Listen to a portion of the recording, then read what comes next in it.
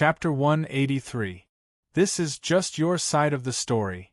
The old man sitting in the main seat shook his head and said, Nick, it's not that I don't trust you, but we can't make a painful decision to fully support a plan that has not been rigorously proven based on the ramblings of a madman. Other than our genes, there is no evidence to prove what you said. You want us to believe without reservation that the words of a madman are no different from the Arabian Nights. We will never be able to obtain the truth from a single piece of evidence, and we will not be manipulated by a madman who wants to destroy the world. Therefore, unless you have a complete chain of evidence that can prove what you said, we cannot agree to your plan. After recovering from the sudden impact, the directors regained their usual calmness. Although the gene map was shocking, it could not prove anything. One-sided evidence could never describe the truth clearly. If they could not find a chain of evidence that could prove it from multiple aspects, what Nick said could only be used as a reference and not decisive evidence. Nick was not surprised by the board's rejection. Then let's put this proposal aside for now. He reached out and picked up a document from the side. From the current situation, it can be seen that conventional force can't pose a substantial threat to our creator other than our own casualties. Whether it's mobility, lethality, or intelligence capabilities, we have almost no advantage in a large-scale war. Skynet can withstand more than 90% of battle damage, but if our army's casualties exceed 30%, the morale will be severely reduced. What we exchange with our lives is just a little loss of industrial products on the other side. Skynet can even reuse those lost machinery in the blink of an eye, and the reuse rate is as high as 90%. When he said this, the atmosphere in the board became solemn. The directors looked at each other and silently agreed with Nick. It's time to start that plan. The Avengers. A director sitting on the right asked. Yes. The Avengers. Nick submitted a piece of information. Gather our best superheroes and gain an advantage over the enemy on a narrow battlefield. This is the core tactic of the Avengers. It was originally used to deal with the increasingly frequent terrorist attacks and accidents around the world. Science has made the challenges we face more and more hidden and sudden. No one knows what kind of devastating disaster a down-and-out scientist can cause, so we need superheroes. But from another perspective, we're facing an enemy with overwhelming power. The strength of this creator has been witnessed by the entire world. It's enough to destroy a powerful country. If an all-out war breaks out, are we prepared to fight on a scorched earth? Can we withstand endless casualties? The battlefield is in our home? We need a local battle. The director at the head of the table said thoughtfully with his eyes half closed. Yes, with the Avengers as the core, concentrate our strength, target the core interests of Skynet, carry out small-scale, low-intensity infiltration and attacks, and use the flexible combat strategies of superheroes to gain an advantage over Skynet in local areas. The council considered it for a long time and finally made a decision. Agree to start the Avengers project. The Avengers were a small-scale superhero group. Nick deliberately kept the number of people below 10. Nick hoped that the Avengers would be a well-rounded group with strategic significance, not a special force with extremely powerful combat power. Therefore, obedience was not important. What Nick valued was the infinite possibilities of the Avengers. We don't need a super special force that can be commanded like a sharp knife. Such a force might be a powerful trump card against other threats, but against the Creator, it's a joke. Don't expect a kid with a knife to threaten an armed monster. What I want is infinite possibilities, a miracle. If there is anything that can free us from the control of the Creator, it is this. It can only be a miracle. As proposals within SHIELD were rejected one by one, Nick became more and more irritable. He waved a stack of information about the Avengers in his hand and looked at the people present with his single eye. It possessed an awe-inspiring sense of oppression. Of the Fantastic Four, Reed had joined Dr. Apocalypse. As for the remaining three, although they were eager to fight, they were no longer suitable to join the Avengers. Moreover, Nick did not want these established heroes to join. The Avengers should be a brand new piece of paper. Bring me the most troublesome superheroes, the ones who don't listen to me, the ones with personality defects, the ones you can't handle. I don't need these good kids. What I want are the weirdos who can create the impossible, the crazy, the weird, the troublemakers who can cause trouble for you at any time, and the ones who can always create miracles. Nick slammed the information on the table, and a female clerk next to him shivered. Do you have anything to say? Nick looked at her with his single eye, scaring her so much that she almost fainted. Tony Stark, the female clerk said with a trembling voice. What? Nick heard the name that gave him a headache and couldn't react for a moment. The female clerk pointed at the gossip magazine on the table with a trembling hand.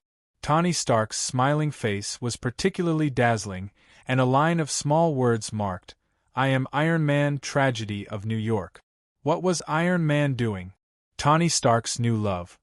He indulges in fun and doesn't care about New York. Taking over New York, total war, Stark Industries' stock price rose 5 points. No, he can't. It's important for Skynet. I can't let him cause any big trouble. What I need is a thorn, but he must have the big picture. Tony Stark. Tony, who had just become Iron Man, did not gain the trust of Nick. He instinctively did not believe such a sloppy guy. After the life and death experience in the Middle East, Tony has been reborn, but Nick's impression of him still remains in the Playboy period. Shouting in the media, "I am Iron Man," also made Nick question Tony's sense of responsibility. He is ridiculous, but he can create miracles. He escaped from terrorists, defeated Ironmonger, and brought Stark Industries out of the abyss.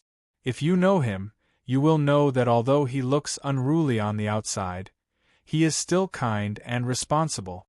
The clerk, who was obviously a fan of Stark, explained to him in a flurry. Tony deserves to be trusted and entrusted with responsibility. Enough, listen, this is SHIELD, not your Tony Stark fan page. The clerk's supervisor hurried up to stop her. Nick shut her up with a look. Tony, Howard's son. Nick reached out and pinched his forehead. Howard has never let me down. It's him. Now, give me the list of the most unacceptable Avengers. Bruce Banner, Hulk. Johnny Blaze, Ghost Rider. Peter Parker, Spider-Man. Pepper Potts or Kelly Johnson.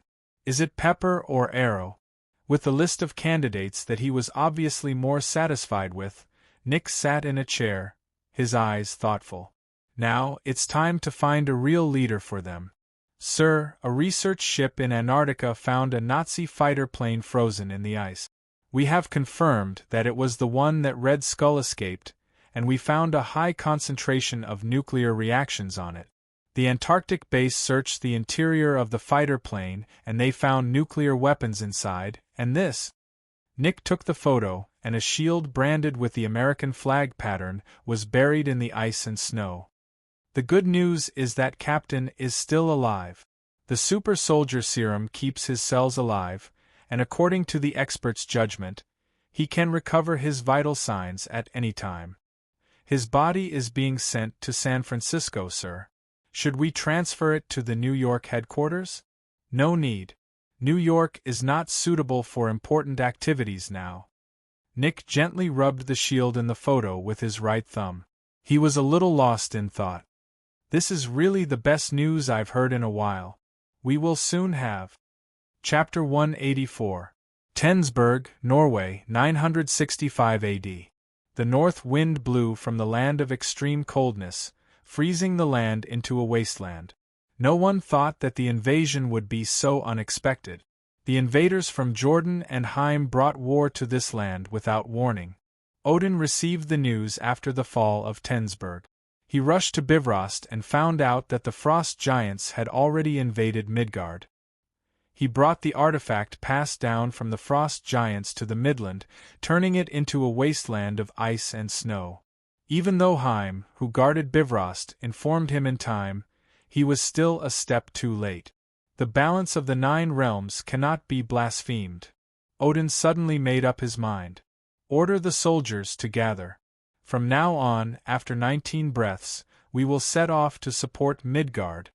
Because of Odin's order, the entire Asgard was in awe. The fighting spirit of the Asgardian men climbed to a peak that had never been seen in recent years. This race, which bathed in blood and fought in the day and drank and had fun at night, had unparalleled combat power. Laufey's ambition has exceeded his ability. I can tolerate his provocation, but I cannot tolerate him violating the ancient agreement of the 9 realms. This has crossed the bottom line. Too much time has passed, too long, so long that they have forgotten the nightmare of our ancestors and the oath of the 9 realms, to respect the promised land and never invade it. Odin's scepter heavily knocked on Bifrost, and brilliant light flowed from the bridge. He glanced at Heim and said, "Our ancestors told us that Bifrost is the lifeline of Asgard. Heim, my loyal guard, I want you to stay here. The glory of victory and the fierce battle have nothing to do with you. Have you ever been disappointed?" "Your Majesty, your order is my will." Heim bowed. "Very good, Heim." Odin nodded. "Remember, be wary of the traces of the 4 horsemen. The apocalypse is coming. The prophecy of the twilight of the gods is something that every generation of Bifrost guards must believe from the bottom of their hearts. Laufey doesn't believe in this prophecy, but I still remember it clearly. The nightmare that our ancestors once kept in the spring of word." Odin looked at the brilliant rainbow bridge under his feet and sighed. The ancestors created the rainbow bridge to monitor the safety of the universe, and created many artifacts with the 9 realms as weapons to resist the arrival of the apocalypse. But apart from us, Asgard, the other realms have forgotten their mission and our destined enemy. War, plague, famine, and death. Your Majesty, our ancestors were able to repel them time and time again. We can definitely do the same. He trusted his king without a doubt. He believed in the tenacity and strength of Asgard. Odin shook his head and sighed. It's different. According to the prophecy, the twilight of the gods will arrive in our generation, and the darkness of the 9 worlds will soon be upon us. The world tree would eventually be enveloped by a powerful evil force. The apocalypse is coming. I suspect that the terrifying existence behind the apocalypse will return to this world. Hearing Odin's words, Heim's resolute gaze wavered. Is it the Creator? Yes. The apocalypse is his firstborn, and we are just his creations sprinkled from the soil. The naive mortals of Midgard believe that he will give them his youngest son and use blood to wash away their original sins. But we all know the shame he has branded on our bodies, his contempt for us. Vaguely, Odin remembered what the apocalypse had said to the Asgard gods. No. Don't misunderstand, I'm not targeting the gods. I'm talking about the people on the world tree. Elves, dwarves, giants, humans. You're all monkeys. We used to be monkeys. But that doesn't mean we will always be the Creator. I will use the glory of an Asgardian life to make you admit that we are the noble gods who have inherited your will. The power of the ice was like a tide, surging and surging. The power that rushed out of the ice magic box shrouded half of Europe in wind and snow. The place closest to the magic box was so cold that even steel turned into powder in the northern wind. Only the high-tech metal in the hands of the Asgardian warriors could withstand it. After the psionic alloy was injected with biological psionic energy, it stubbornly resisted the cold wave that was close to absolute zero. Laufey, Odin roared in front of the formation. You have betrayed the glory of your ancestors. Among the blue-skinned giants, a frost giant with 3 scars on the right side of his face pushed away his fellow giants and walked up to Odin. Odin, you are still so arrogant. You Asgardians steal the position of gods and call yourselves gods, but I know your background. You are just a group of short monkeys who have stolen divine power. As long as I drive you out of Asgard and unify the entire 9 realms, I will be able to live high above the world tree and become a true, complete god. I will drive you group of false gods off the altar." Laufey raised his head and laughed, pointing at Odin. "Why can you live high in Asgard, while we are curled up in the cold Jordaheim? You know we come from the same source." "Shut up." Odin's spear shot out dazzling lightning, causing Laufey to take a few steps back. "The Asgardians are upright, kind, and brave. Their character can be said to be great. How can you greedy frost giants come from the same source as us?" Odin raised his holy spear and glared at the frost giants. His holy and powerful aura suppressed the giants, forcing them to lower their heads. "Odin, you thief!" Laufey was furious. The ice magic box in his hand emitted an even more powerful force, and a powerful wave of cold that froze space rushed towards the Asgardian warriors. Ice magic box. Odin's expression was solemn. After all, this was an artifact created by the Nine Realms to fight against the apocalypse. It was also related to the key plan to resist the wrath of the Creator in the future. This weapon had endless energy, and it was an ultimate weapon created during the peak of the kingdom of Jordaheim. Even Odin had to avoid its edge. The temperature of a substance depended on the kinetic energy of the atoms, molecules, and other particles in it. According to the Maxwell-Boltzmann distribution, the higher the kinetic energy of a particle, the higher the temperature of the substance. In theory, if the kinetic energy of a particle fell to the lowest point of quantum mechanics, the substance would reach absolute zero. This was the power of the ice magic box. Contrary to the heat death of the universe created by the fire giants, the ultimate power of the ice magic box was to release the kingdom of death hidden inside. In this space, all matter had no particle vibration at all, and its total volume was zero, an absolute state of zero entropy. If the kingdom of death was completely released, it was enough to turn the Nine Realms into nothingness. It was pulled into eternal darkness, a world of ice and darkness without time and temperature. The breath of ice from the magic box alone had brought heavy casualties to the Asgardian warriors. In the battle of strength and power, in the collision of magic and frost, there were countless deaths and injuries. The Asgardians had extremely advanced technology and unpredictable magic, but the frost giants also had the ice magic box and the unique technology of the giant. In the end, Odin exchanged one of his eyes with the fountain of wisdom left by the Asgardian ancestors for the power, runes, and ancient Asgardian technology that was enough to defeat Laufey. Gumnir. Odin pierced Laufey's lower abdomen with the Spear of Eternity and brought the ice magic box back to Asgard.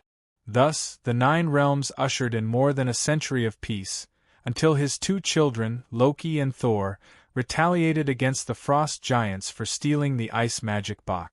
To be continued. Chapter 185. Mr. Fantastic felt as if he had sunk into the deep sea, surrounded by darkness and a suffocating pressure. He couldn't see a single ray of hope or light. Sometimes, he had the illusion that he would sink into this wandering illusion forever. He was sure that part of this world was fake, and everyone was deceived by some kind of illusion. The more he learned about Skynet, the stronger this feeling became. The despair and suffocation of being manipulated, fooled, and played in the palm of someone else's hand. As a traitor who betrayed his companions, Reed behaved conscientiously enough, but he was still not sure that he had deceived Chen-Ong. On the contrary, the more he learned, the more he felt that Chen-Ong had been observing him coldly, just like how he used to observe a unique white mouse. It was as if his struggle, fear, confusion, and determination were all under his control. Reed was now working at the Skynet base, located under the ruins of the former Statue of Liberty. It was a super base 30,000 meters deep into the Earth's crust, through the crust, mantle, and core. According to Reed's measurements, the base was about the size of 3 New York cities, and it was powered by cold fusion of heavy elements extracted from underground magma. The research topic was Pym's ray. The blue crystal emitted a hazy fluorescence under the light. As Reed aimed the ray, The prismatic refraction surface on the surface of the crystal reflected a rich blue brilliance, as if the outer layer of the crystal was wrapped in colloid and flowing as if it were alive. This was a psionic crystal with the closest known radiation properties to the human mind. It was hard to imagine the nature of this special radiation. It showed more characteristics similar to emotions, which were affected by the mind of living beings, and could also affect the mind of living beings. Now, the crystal seemed to feel Reed's confusion. The surface was turbid and hazy like water ripples, and the pure blue light became more layered. This made Reed feel a little afraid. The psionic crystal reflected his thoughts and emotions in real time, giving him a strong feeling that he was being watched. He knew that this emotional and mental state was also the only way to control psionic energy. Psionic energy was controlled by the mind, and it showed different properties according to the mental state of the user. In the hands of a master of emotions and psychology, it was docile, but if the user could not control their mental state, it was also extremely dangerous. Reed had only seen one person who could play with psionic energy in his hands, and that was Chun-Ong, the doctor of destruction in his eyes. He did not even know if Chun-Ong had emotions, if the other test subjects were implanted with psionic energy. Most of the emotions displayed were strange and changeable. They were violent when they were angry, cold when they were calm, lively when they were happy, and strong corrosive when they were sad. It gave Reed the illusion that this energy was alive. Reed believed that anyone who tried to control this energy would eventually be controlled by it. But Chun-Ong was different. He was in Chun-Ang's hands. Energy was energy. Reed shook his head to dispel the terrifying illusion in his heart. He carefully controlled the emitter of the PIM ray. He inserted information into the ray. It was complete genetic information composed of psionic energy. PIM could use the changes in the rays to modify the genetic information of humans, so that when the human body shrank, they would display the corresponding sexual characteristic. In the process of decomposing and reconstructing the human body, it was very easy for the human body to change its biological form and bone. Muscles, everything was reshaped. It was as magical as the Transmigration spell. His wife was the wasp woman. Therefore, when he shrank again, he could grow a wasp's wing. But Chun-Ong and Reed's research was much more terrifying. The psionic crystal shrank to the size of a fingernail in the ray. Then, a dreamy scene appeared. The crystal was like a seed, silently germinating. Vivid sprouts broke through the crystal's shell and drilled out. The two sprouts were crystal clear under the light, and their whole bodies looked like the most moist crystal sculptures.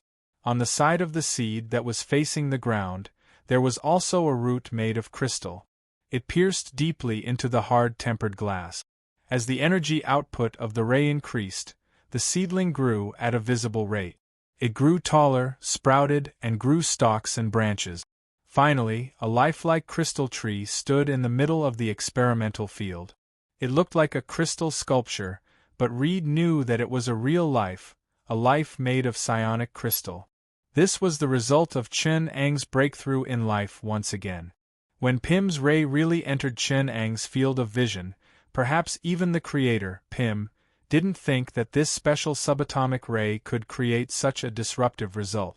Chun-Ong keenly discovered the mystery of the pocket dimension, which was also the cosmic dimension, that Pim called, and the supplement of matter in the real world. When Pim's ray shrank and magnified matter in the real world, the disappearance and replenishment of matter had always been a mystery. But to put it bluntly, these magical disappearance and appearance of matter came from another dimension. This was a scientific magic. Scientists hid matter in another place and borrowed matter from this place to complete the miracle of magnification and shrinkage. This wasn't just a simple zoom, but a complete and utter transformation. Pim created the wasp woman and changed the life form of humans, while Chun-Ong transformed inanimate matter into life. The transformation has stabilized. Chun-Ong walked over from another laboratory in the base and carefully observed the psionic crystal tree.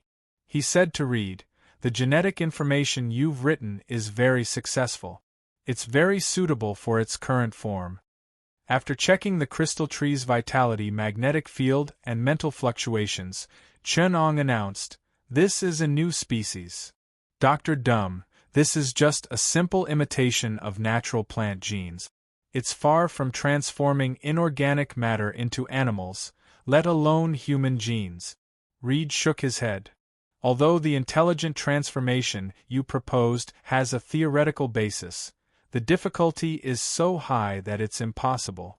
It's impossible for humans to enlighten intelligent creatures. I remember the first time you questioned it's impossible for humans to enlighten life. That's God's business." Chen-Ong looked at the crystal tree. The result was self-evident. As a part of nature, life is worthy of respect. But in terms of science, that's all there is to it. The nanomachines that made up Chen-Ang's body suddenly fell off in large areas.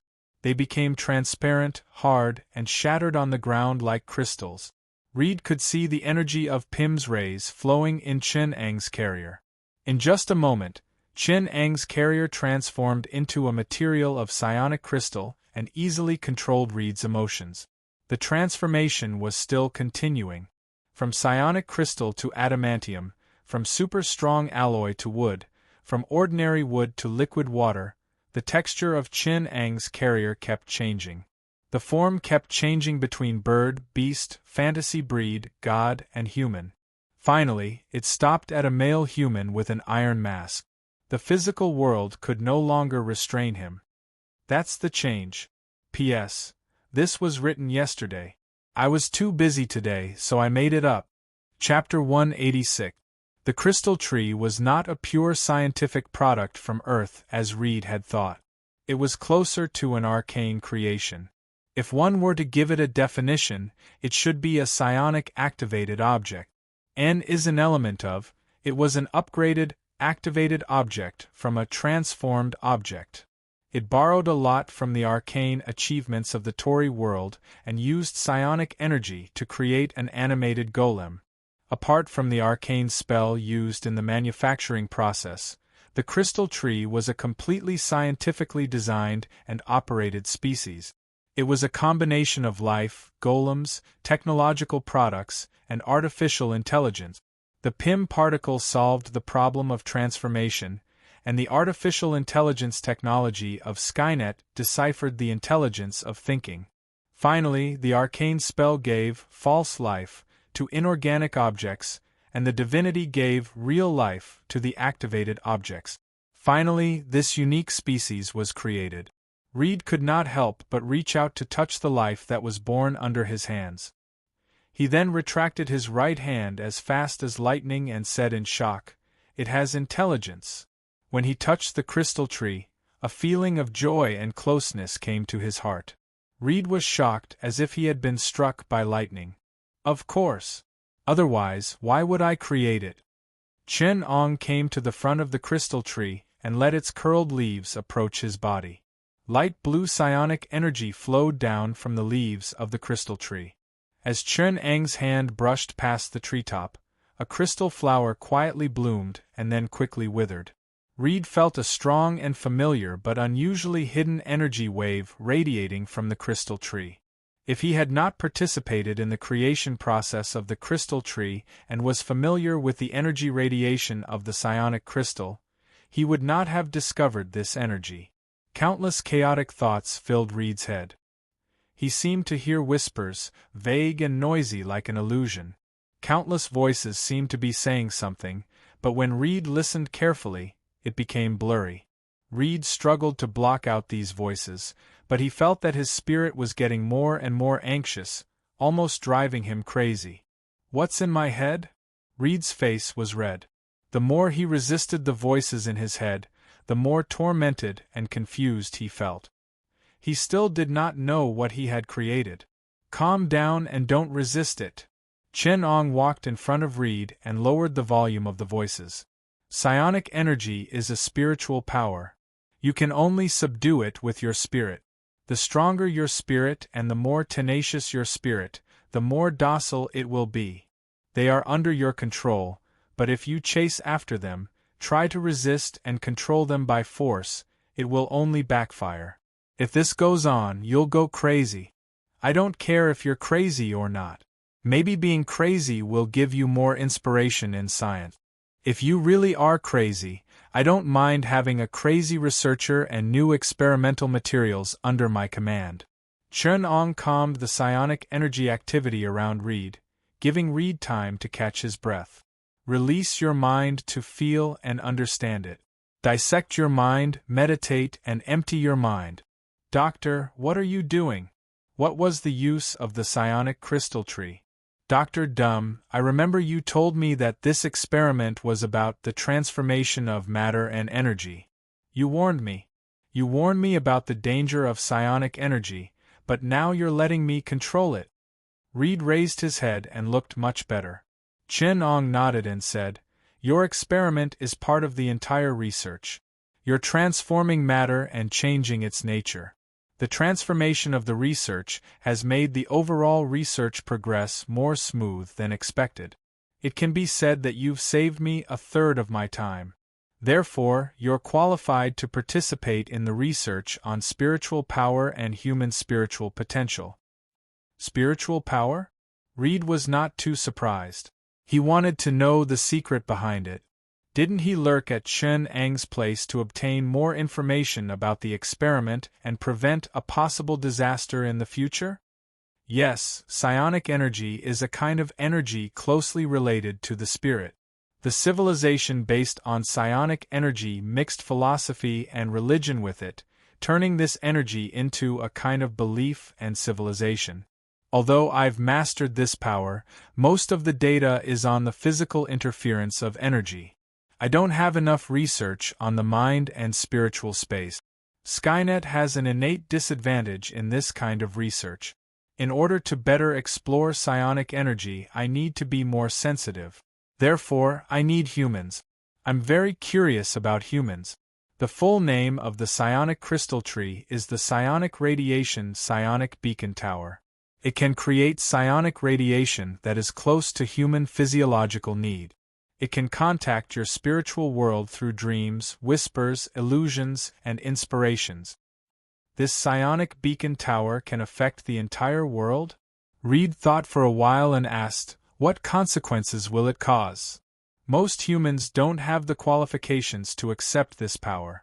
Their minds are exhausted, and their minds are restless. They will think it's a strange dream, auditory hallucination, or hallucination. Only 1 in 10,000 people in the world can clearly touch it, and those who can control it are even fewer. Generally speaking, only people with strong minds can be affected. Reed instinctively felt uneasy and asked, You didn't mention what consequences it will cause. There won't be any consequences. Chen-Ong paused and added, Maybe? What do you mean by maybe?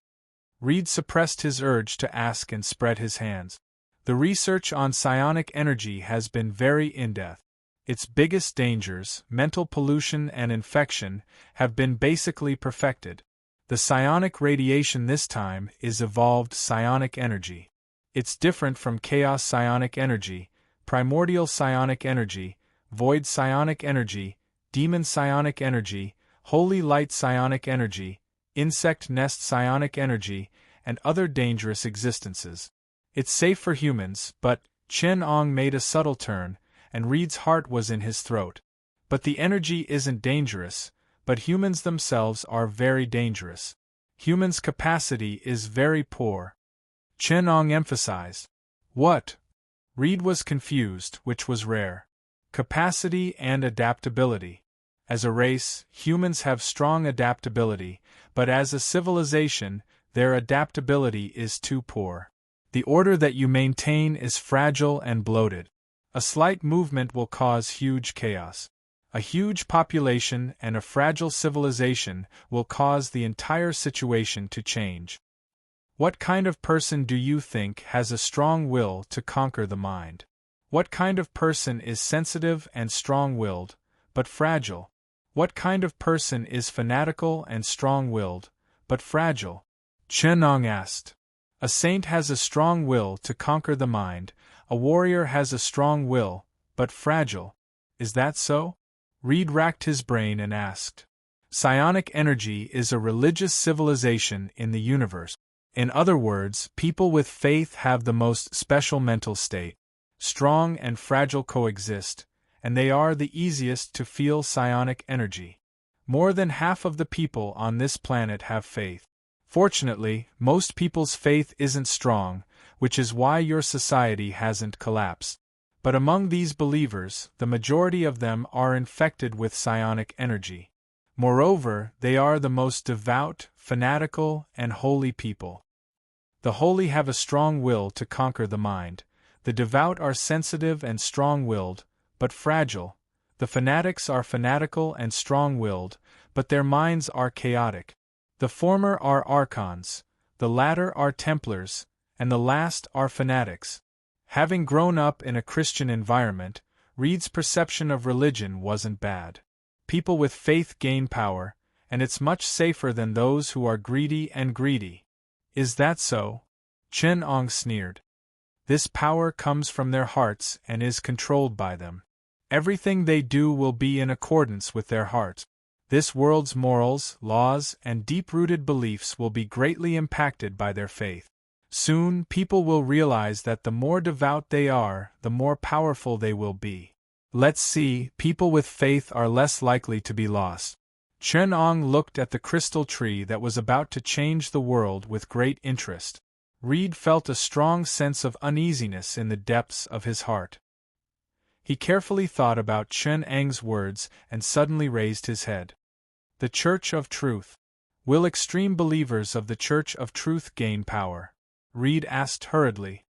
Of course, psionic energy is the same. Fanaticism is also a kind of spiritual power. And you think only extreme believers of the Church of Truth? This is a false proposition. Those who can feel psionic energy either have a high spiritual state and have realized their own minds, or they are devout and fanatical, and have been hypnotized to entrust their minds. So, they are the same. The so-called moderate believers of the Church of Truth are just that the time isn't ripe yet. Now, the time is ripe. The group of people who believe in the Scriptures the most and believe in their own piety are about to receive a revelation. I believe this world will become more interesting. Chapter 187. The world is guilty. Crows flew over Manhattan, and dark clouds hung low to the ground, making it hard for people to breathe. Little less than or equal to said, New York City has completely fallen into the control of large consortia. Of course, the U.S. government is not worried about this. Although New York's autonomy is illegal, it is reasonable under the U.S. system. Large companies and consortia's countless funds and social organizations perform social functions on behalf of the government, and the government maintains control over New York through them. Such a system is by no means the worst.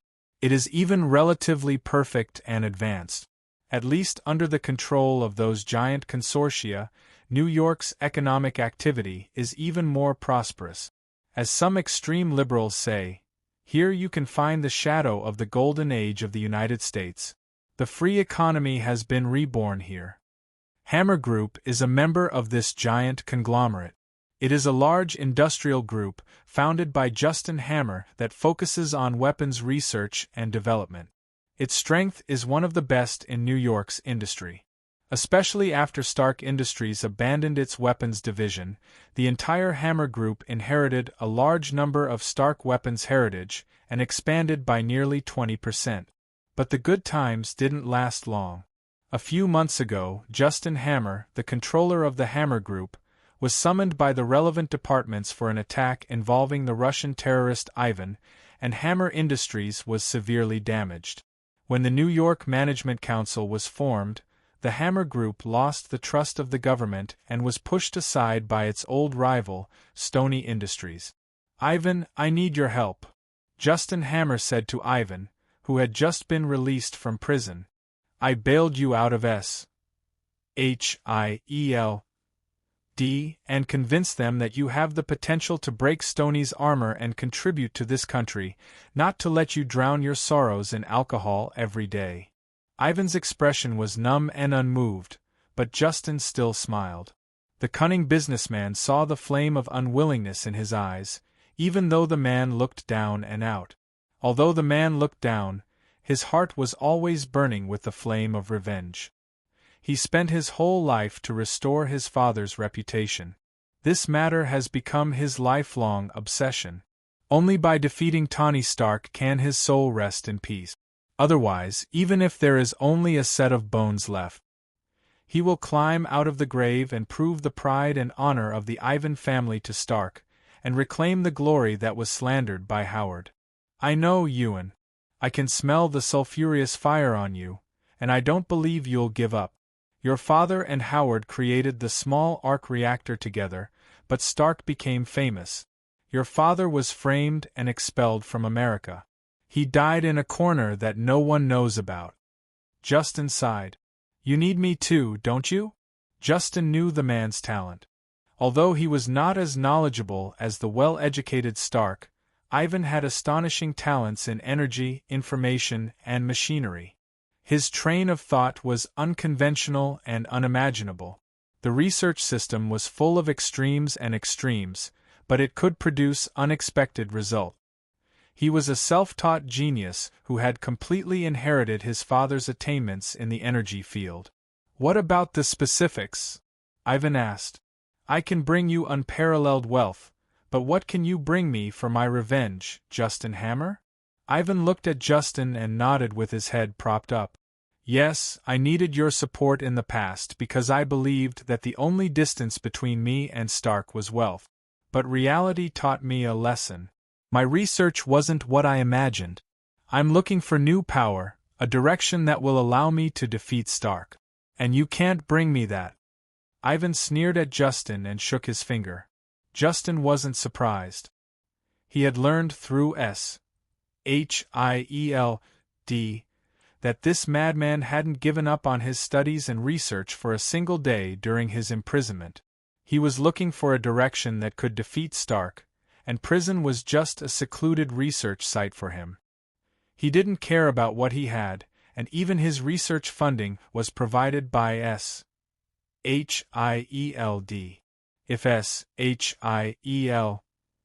hadn't accepted Tony Stark, and Ivan wasn't on good terms with him, they might not have agreed to release this valuable genius. I can't, but I have a new boss. Justin smiled. You should have heard of it. Justin got up from his desk and came to a wall decorated with bookshelves. He swiped his finger on the screen of his phone, entered a series of formulas, and pressed his palm in the center of the screen. Windows, doors, all the places that could be broken in were covered with alloy doors, and the bookshelves suddenly slid open to both sides. He opened his arms and said to Ivan, "Welcome to the new era. Likewise, welcome our great boss, the founder of the new era, Skynet." As the door of the bookcase slid open bit by bit, a huge symbol of Skynet appeared in front of Ivan's eyes.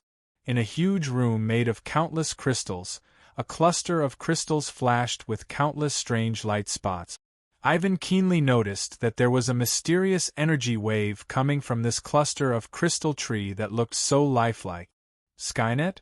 The artificial intelligence that wants to control humans and rule the world? Ivan strode to the front of the crystal room and criticized Justin's ambition rudely. If it's your ambition, I'll have a whole new level of respect for you. Boss, it's not as simple as you think. Justin was not angry. Instead, he looked at him calmly. The crystals in the room suddenly lit up. They flashed with dazzling light and released powerful energy. The radiation spread along the tips of the crystals and resonated with the energy of the crystals in the room, forming a powerful energy storm in the room. The huge Skynet logo suddenly shattered into countless tiny grains of sand. As the energy storm swept through, it was sucked into the center of the storm. The two people outside the room could easily feel the terrifying power of the energy. It was powerful enough to destroy the entire city. Bright white light shot out from the center of the energy reaction. When the two opened their eyes, there was a blurry shadow floating above the crystal in front of them. Countless rays of light were bound to the shadow's body, forming a photon tide that looked like the universe. At the position of the shadow's brain, Ivan could see a nebula made of photons flashing. The mysterious activity known as thinking and calculation happened there. It was like a universe flashing. Photons rapidly communicated in this system to realize the calculation system that mimicked the human brain. Photon bionic computer? Although Ivan asked in return, his tone was very firm. Yes.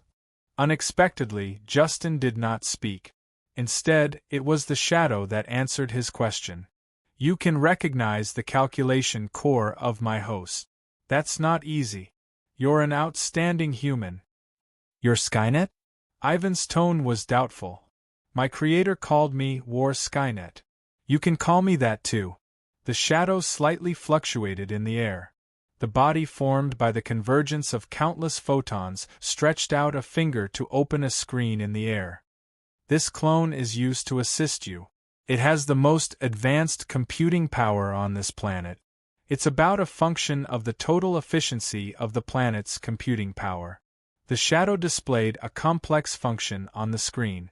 It formed a parabola that climbed with astronomical numbers. I know your strength. What do you want me to do? Ivan's expression was complicated. The shadow shook its head. I don't need you to do anything. If there is, then I hope you can make good use of this clone. Show your wisdom and create miracles. Show the most brilliant and glorious side of humanity. That's my goal. I don't care what you want to do. I only care if you're brilliant. Then why me? Ivan did not believe Skynet's words. Skynet could not deny it. It's not you that's chosen. It's the world. It'll be the entire human race that gets the chance. Of course, it's starting from a few, but everyone will have a chance. It's not just you, everyone. Many people think they're missing an opportunity. Now it's here. Justin stood behind Ivan and looked at the crystal tree. Stark has the arc reactor and SHIELD's full support. If you cling to your father's achievements, you'll never defeat him. Because the arc belongs to both of you. You'll only be able to defeat Stanny if you defeat your father first. I know. I won't hold on to a primitive arc reactor. Improving it and injecting my soul into it is my life's goal. Ivan looked at his hands. I'll use my own technology to defeat Stanny. That's why you need us. Do you see that crystal tree? It represents a new era, a new energy source. It's much more magical than a small fusion core like the arc reactor. It's more advanced, more advanced. It's the power of God. The power of psionic energy lurking in our hearts. The psionic beacon tower was officially awakened in New York. Powerful psionic radiation was spreading all over the world. A week later, Ivan came into contact with the psionic matter interference plane. Many religious authorities around the world fell into a coma. A large number of believers claimed to have heard divine prophecies and firmly believed them. 2 weeks later, miracles erupted in just a few days. Many people claimed to be prophets and received divine blessings. Ivan's psionic technology continued to be developed. Hammer and Oscorp worked together to explore a new type of cosmic ray. The research team on new energy was established at an absolute speed. The psionic energy shield sample was successfully developed. The psionic energy psionic transformation was successful. The spiritual technology tree was activated. A month later, the Pope issued an announcement at the Vatican, confirming the identity of the 18 saints and announcing the arrival of miracles. From the beginning of the miracles, we've always believed in the Lord beside us. Chapter 188. Little Pepper? At the Stark Industries headquarters, Tawny looked at the empty office in confusion. He had searched all the places where Potts could have been, but to no avail. If Pepe had not never skipped work, he would have suspected that Pepe was not at the headquarters. Centpound, JARVIS. Help me check Little Pepper's schedule. Sir, I think you need to see this news. JARVIS.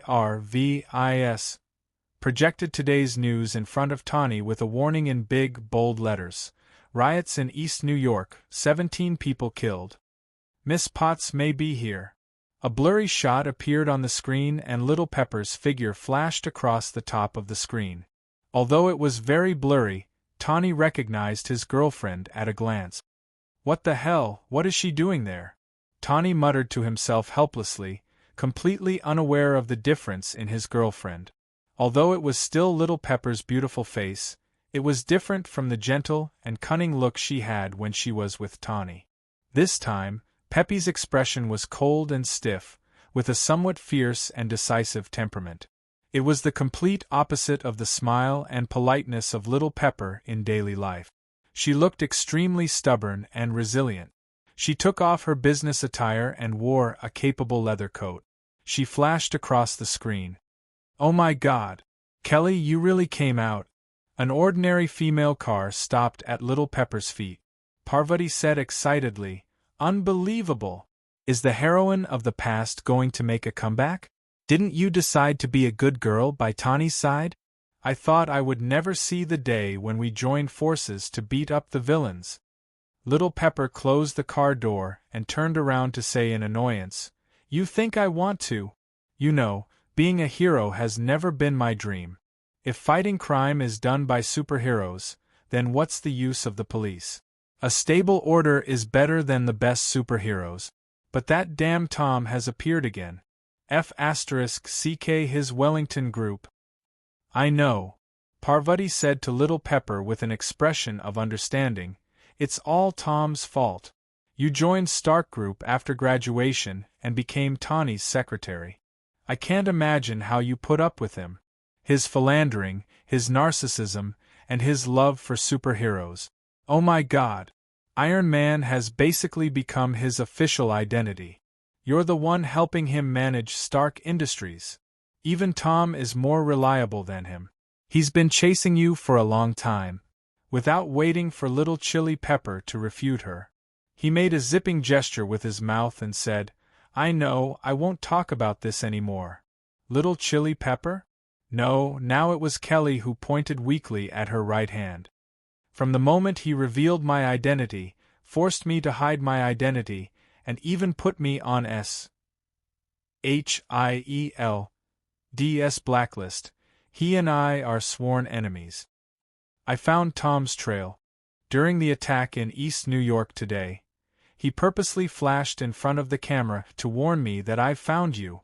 Damn it. Can't SHIELD keep an eye on him? I did a search on the internet. His current identity is a lawyer and part-time priest of the community church. I can't believe it. They say he's very devout." Parvati nodded desperately and said, "I know, but you don't know how much I've been looking forward to this day.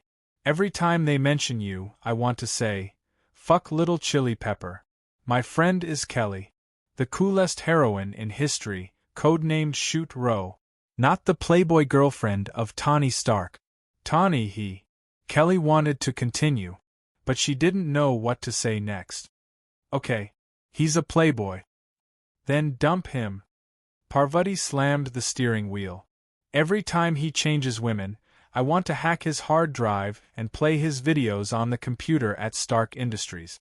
Unfortunately, there's that JARVIS Parvati." Kelly held her forehead helplessly and then tried to divert her attention. "I checked the latest information and found that Tom is related to the Overseas Energy Group.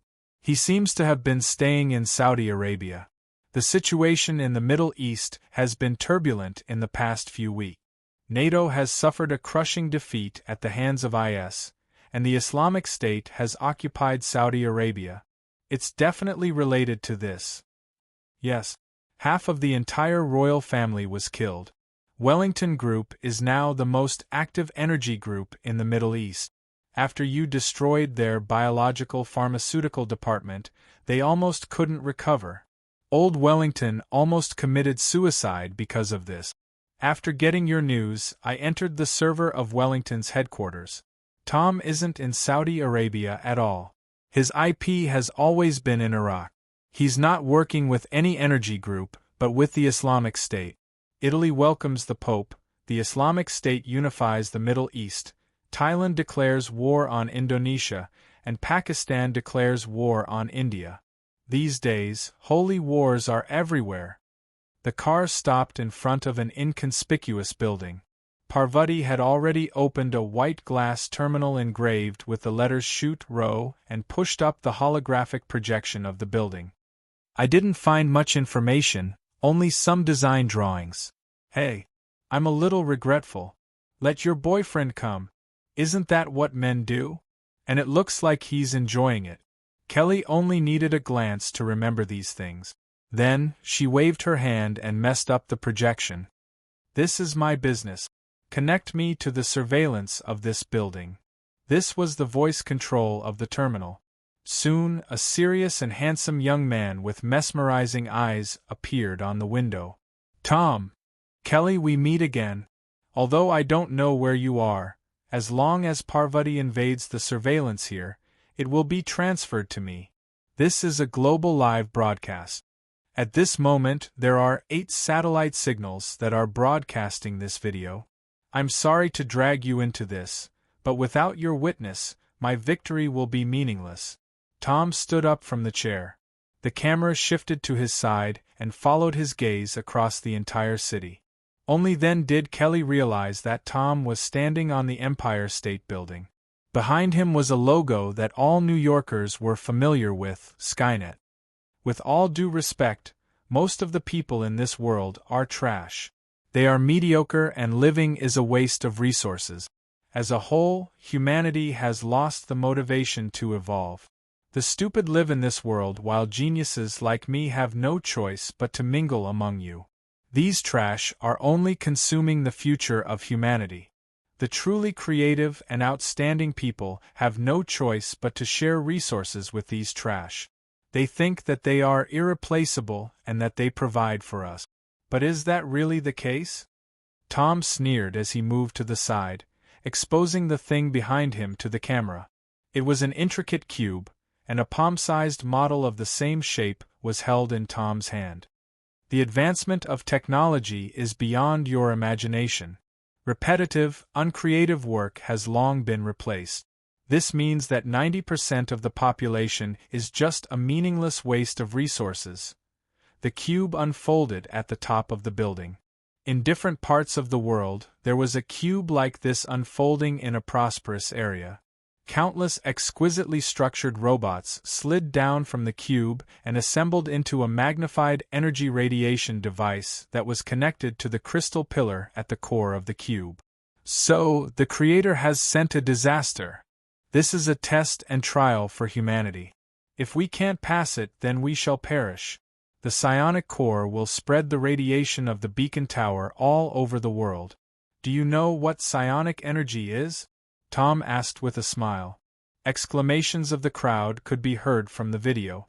The surrounding high-rise buildings were shattered like building blocks, and hundreds of tons of concrete were thrown into the air. A huge crack appeared on the ground, like a mass of solidified glue being twisted into pieces. The ground was broken into small pieces, and everything on the ground was stirred into a ball. Tom laughed wildly at the top of the building. This is psionic energy.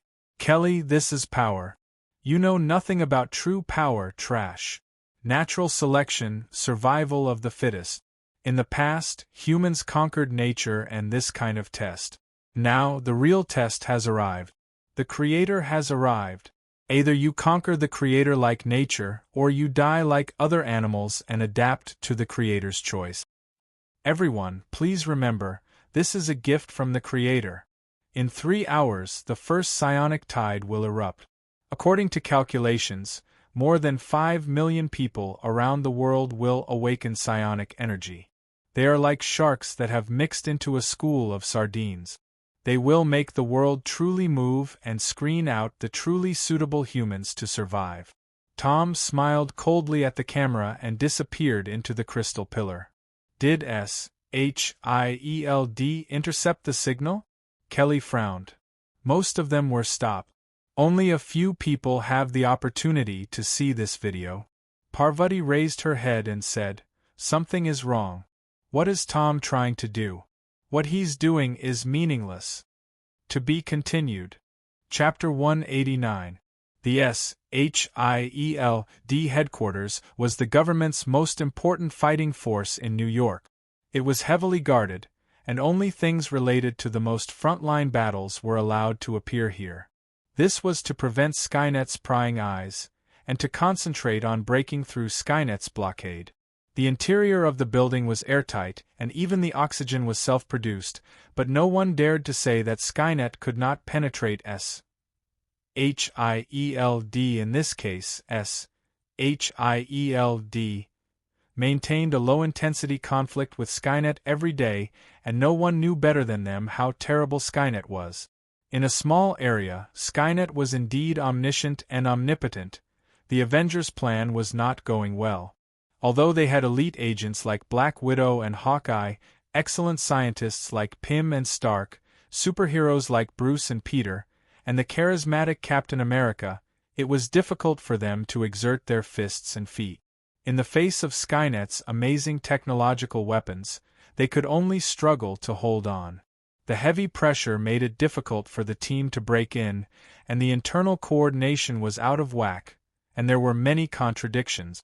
Tawny was searching for traces of Pepper when Jarvis jumped out and reminded him, "Tawny HIELD is contacting you. What do they want now?" Tawny skimmed over the empty Empire State Building, and when he did not find any trace of Tom, he replied impatiently, "There was a terrorist attack here, and I'm mobilizing the search and rescue team. There were heavy casualties, and there were ruins everywhere. Jarvis' life search system consumes a lot of power, and I don't have time to argue with you. Pepper is missing, and she may be threatened by a madman. New York has suffered the most terrible attack in history, and now you want me to go to a meeting? I don't care how important your matter is, I only know that many people's lives are in danger here, and only I can help them. Tawny, I know you want to help them, but you have more important things to do. I can send professional search and rescue personnel to help them, but now humans need your wisdom. It's about the survival of the race." Nick Fury took a deep breath and hung up the phone. SHIELD headquarters in New York, now Los Angeles. All the scientists were gathered in the virtual laboratory. The highly informational laboratory could achieve global synchronized information exchange. Conducting experiments in such a laboratory all over the world was like facing each other face to face. The virtual projection and illusion technology made the space here dozens of times larger. The researchers and agents from other places appeared here in the form of virtual projections. Nick and Fury are at the very center of the laboratory. Looking around, SHIELD experts in biology, information, genetics, energy, and space are all concentrated in such a small laboratory. Some of them came in person, while others were virtual projections from other laboratories. However, the authenticity of the experiment would not be reduced. The records of the Dead Sea Ancient Scroll and the murals in Atlantis have already been partially proven. Just the portion that has been proven is enough to overturn the history of mankind. Even if this might cause us to fall into hell, we have to admit that mankind was indeed created. Nick's face was ashen, his breathing rapid as he pressed on his chest. "Has the obelisk been deciphered?" he asked, turning to Coulson. "Even with the help of the outsiders, it will take a lot of time. At present, only some scattered information has been deciphered." Coulson's eyes flickered. She didn't dare to look into Nick's eyes. "The obelisk has the power to explain death itself," Nick suddenly said to himself. He looked at Coulson. "Don't forget that our enemy, Skynet, told us its name is War Skynet. The ruins and relics of Atlantis and Lemuria also tell us that on the day of the apocalypse, 4 horsemen will descend upon the earth, bringing war and famine to the earth. Plague and death. Skynet is war." Nick's resolute words made Coulson tremble. He looked straight into Coulson's eyes and said word by word, Now, tell me, what is recorded on the steel? Coulson's hands trembled and he instinctively refused. The current data does not form a complete logic. Those scattered records can't prove anything. It just repeats some words from the Bible, the Apocalypse, the Four Horsemen, and the ancient civilization's most feared secret. So the Four Horsemen represent the enemies of the ancient civilization, four or more terrible threats, and what we are facing now is one of them. From ancient times until now, they have not disappeared? Tell me, what secret is recorded on the obelisk? Nick paced restlessly in the center with his hands behind his back.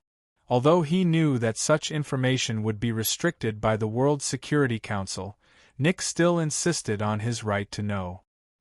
He believed that Coulson would not hide it from him, or would not hide it when he questioned him.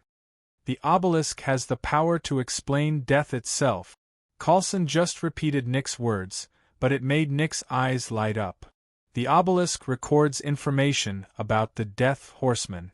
It was recorded by the Inhumans millions of years ago, or even earlier, and kept in the obelisk. I am sure that the Four Horsemen are not only a threat to humans, but also a terrible disaster for the Inhumans. They are so important that their information needs to be recorded in a foolproof place, their artifact, the obelisk. Nick quickly connected the clues. At this point, Coulson did not need to hide for the Security Council anymore. He said directly to Nick, "Most of the deciphered information on the obelisk is fragmented. From the few complete information available, the ancient civilization faced the disaster of the apocalypse. After being destroyed, they came to Earth to rebuild their home, but their enemies, the four terrible disasters known as the Four Horsemen of the Apocalypse, followed them to this new world. In order to protect the peace and freedom of future generations, the ancient civilization, together with other civilizations in this universe, sealed the Four Horsemen of the Apocalypse. Among them, war was thrown into the sun, pestilence slept on the back of the moon, famine left the earth to fight with other civilizations in the universe, and death was sealed in our hearts. Only when love and courage dried up, and despair and madness confused our hearts, will it reappear." There were still some parts that Coulson did not say, including the history after most of the ancient civilization and the Four Horsemen perished together. Mankind was just a part of the experiment of the apocalypse. This was recorded in the ruins of the ancient civilization of Atlantis and Lemuria. The ancient civilization was hostile to mankind, almost despising mankind. In their murals and texts, mankind appeared in the form of apes, doing the work of slaves and beasts. The Inhumans also provided us with some information. The shadow of the apocalypse has not disappeared. The decline of the Inhumans, the tragic war in the Nine Realms, the disappearance of other civilizations on Earth in this universe, and the destruction of the Atlantean and Lemurian civilizations are all inextricably linked to the disaster of the apocalypse. In the era of the apes, mankind had technological strength no less than today's. Although they were despised by the ancient civilization, the apes had amazing talent and amazing wisdom at that time. At one time, they created a glorious civilization second only to the ancient civilization. Nick's heart became heavier and heavier. The truth was more difficult to accept than lies, but the archaeological excavation of the ancient civilization, the communication with the Inhumans, and the breakthroughs in genetics and genetics all proved this fact. The emergence of Skynet was the most favorable evidence, and even Nick suspected that the current psionic chaos must have the shadow of the Four Horsemen. Whether the other Four Horsemen were about to arrive, or what the apocalypse wanted to do with them, S.H.I.E.L.D. could not let it go smoothly. We are not without hope. From ancient times to the present, every civilization that was hurt by the apocalypse left precious gifts so that their successors could use the great crystallization of their civilization to fight against the apocalypse. Time, we need time, Nick suddenly said. Chapter 190. If you can't think of a good reason, then you're screwed, you know? Nick Fury. The capable golden-red armor broke the window and descended from the skylight. Tony Stark, wrapped in this armor, told Nick bluntly that the security system here was actually designed by him, and only he could break in with weapons. Nick secretly remembered this in his heart and made up his mind to find someone to modify it next time before installing the system. Tony glanced around the room, his gaze lingering on the familiar faces for a moment before he moved his eyes away. His helmet popped open, revealing Tony's face full of displeasure. "There are so many people here, why must it be me? I don't think there's anything more important than saving those who were injured in the attack. SHIELD has sent people to rescue the injured, and where are the rescue robots from Skynet? The crisis here is no less than there. We are fighting for the survival of humanity. Time is very important to us now, Tony. We need you." Nick's words were very sincere. Now every minute and every second was urgent. More than half of SHIELD's scientific research power was concentrated, but the progress was still slow. Now they could only count on Tony's talent. "Of course you need me. When everyone is powerless, who else can you count on but me?" Tony smiled proudly. "Now can you tell me what made SHIELD so helpless? Let me see, what is this?" Tony pushed away Nick, who was blocking him, and looked in surprise at the simple stone tablet placed in the center of the laboratory. The irregular tablet was inscribed with obscure words in ancient characters, which seemed mysterious and strange to Tony. Lemurian words. "This thing actually exists. You should find an archaeologist, not me." If he hadn't seen something similar in Howard Stark's relics, Tony would have had a hard time recognizing this ancient relic from the lost ancient civilization of Lemuria. This sunken continent was once located in the South Pacific Ocean, between North America and Australia. Its history and existence were a mystery. Other than knowing that it was a civilization that existed at the same time as Atlantis, humans knew almost nothing about it. A relic suspected to be in the Lemurian language was found here. This was an important discovery for the civilization of the world. "This is the Monument of Death." Pym stood in front of the stone tablet and explained to Stark, "A divine artifact from the ancient civilization of Lemuria. We believe that the Lemurians were a technologically advanced and powerful civilization that fought many wars with the Atlantean civilization. However, both civilizations have a common enemy, the apocalypse. The apocalypse was very powerful. After putting up a strong resistance, the two hostile civilizations were destroyed together. Most of the traces they left in this world had been erased from the earth by the disaster of the apocalypse. There are only a few things left that cannot be destroyed, and this stone tablet is one of the most important pieces. In the last century, the stone tablet was moved away from the palace of the Emperor of China by the European army. After nearly 30 years of wandering, it finally fell into the hands of SHIELD. It had been stored in the research facility of the prehistoric civilization. From there, researchers discovered a large amount of super technology that current science could not understand, and finally became the evidence that confirmed the existence of the Lemurian civilization. However, because the technology was too advanced, it could not be used, so it had been sealed in the warehouse of the research facility. Until the Inhuman's translation of the obelisk mentioned this mysterious stone tablet and called it the Monument of Death. It is indeed very mysterious. The technology contained in it should not be accessible to humans now. For things that you do not understand, you should be cautious when approaching it, or it will bring disaster. Of course, I'm excluded. Tony focused on studying the stone tablet and nodded. But why is it related to the survival of humanity? Nick looked at Tony with his single eye for a while, and said cautiously, "Because the culprit that caused the destruction of the Lemurian civilization. It has reappeared."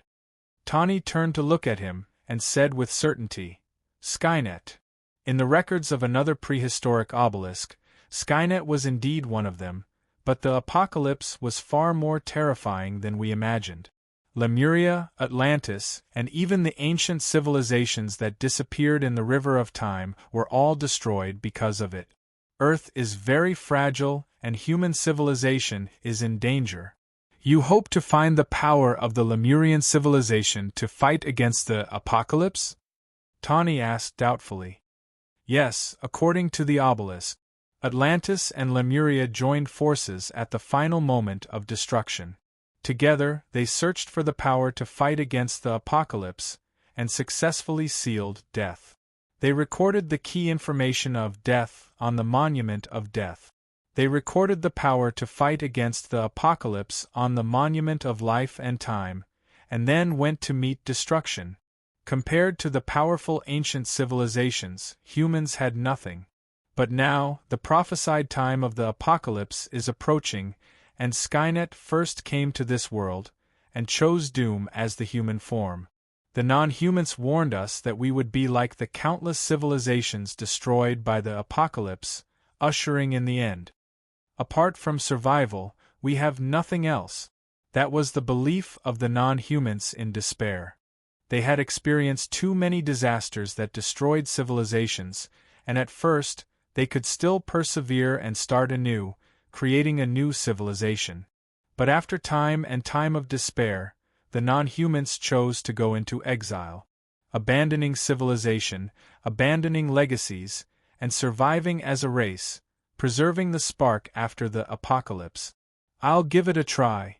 Tawny was shocked by the news he heard, and he showed a rare hesitation. This obelisk's technology is completely different from ours. I'm not completely confident, but I can only try.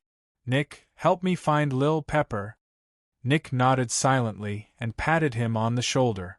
Bruce and the rest are deciphering the obelisk. There is a lot of important information there. Tawny, let me tell you some of the deciphered information first. Pym brought Tawny to the center of the obelisk. The ancient civilization and the apocalypse came from the same universe as us.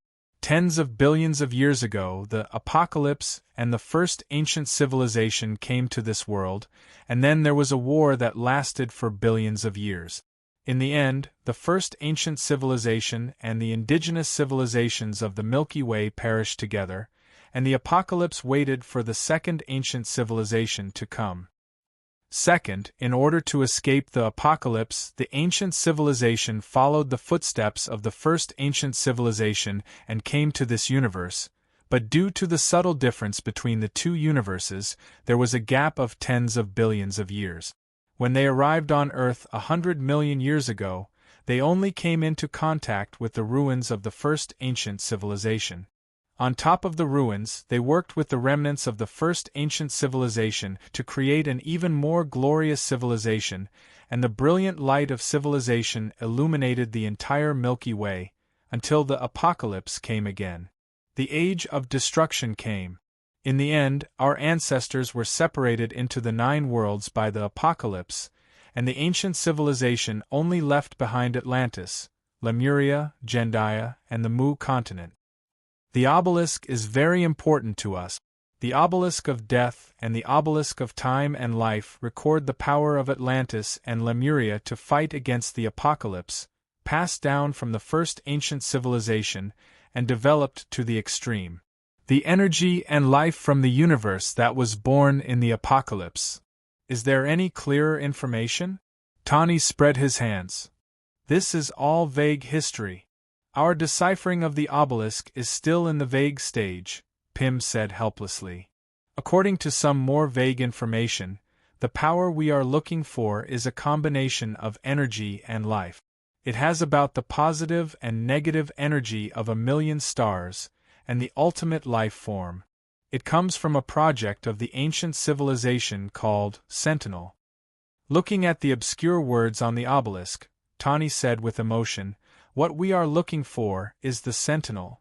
The Sentinel is very dangerous now. According to speculation, its complete information is divided into 2 parts. One part records its energy and soul, and the great miracle of sealing death, which is recorded on the obelisk of death. The other part represents the Sentinel's life equation, which is recorded on the obelisk of time and life, and its whereabouts are unknown. Chapter 191. In Skynet's New York laboratory, Chun-Ong maintained his observation ability at the microscopic level through the Skynet robot flowing in Bruce's blood vessels, observing Bruce's cells with a nano-level vision. Before Bruce transformed into the Hulk, his cell structure was similar to that of a normal person, but in the eyes of a scientist like Chun-Ong, it was different. Under the powerful energy radiation, Chun-Ong observed the intense reaction of the genes in the Hulk's cells. As if following some fixed program, the double helix gene structure proliferated rapidly, producing a large number of redundant negative energy gene chains and rapidly changing the cell structure. Chun-Ong has found the same pattern similar to the X gene on many gene chains. It can be determined that these genes can play a certain role in the complex energy reactions of the human body and can even interfere at the quantum level. However, unlike ordinary genes, the genes of Bruce's cells are relatively fixed in human form, but in the state of the Hulk's genes, there is no fixed form. This dynamic gene is enough to prove that the genes are not the genetic material of Bruce's race. Chun-Ong suspects that the Hulk's genetic information may not be borne by the material, but the spiritual level, or the meme is more likely. Anger may not be the key to the Hulk's power, but the Hulk itself. Through simple imitation, Chun-Ong was able to replicate a portion of the cell's form. As a result, the form of the cell was fixed after the replication. Although it still had the characteristics of a high-energy gene, it had essentially lost the genetic characteristics of the Hulk cells. Therefore, although Chun-Ong has recorded the dynamic changes of most of the negative energy gene chains in tens of thousands of experiments, he still hasn't reached the core secret of the Hulk's transformation. He can now replicate many abominations and Hulk clones, and under the modulation of Skynet technology, he can synthesize many imitations of high-energy life forms, even more powerful than the current Bruce. But they will never be the Hulk, unable to bathe in anger. Burning with rage, he became endlessly powerful until he destroyed himself and everything else in existence. It's just that this kind of experiment must be carried out on Bruce.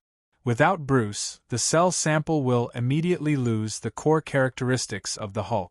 Chun-Ong is not in a hurry. He had enough time to collect data from Wild Bruce, so he didn't need to capture this precious specimen for the time being. The whole experiment wasn't completely fruitless. It could be said that it was an extremely successful experiment. Not only did they collect some key data for follow-up research, but they also discovered some mistakes in the experiment. Under Skynet's research, they also made great progress. Not to mention the abomination, the biochemical weapon, the discovery of spontaneous nuclear cells really gave Chun-Ong a pleasant surprise. The nuclear energy cells did not have any replication barriers. Chun-Ong exposed a bit of cell tissue to a high-radiation environment, simulating the complex cosmic environment. When the cosmic rays hit the cell tissue, it was as if some kind of shackle had been unlocked.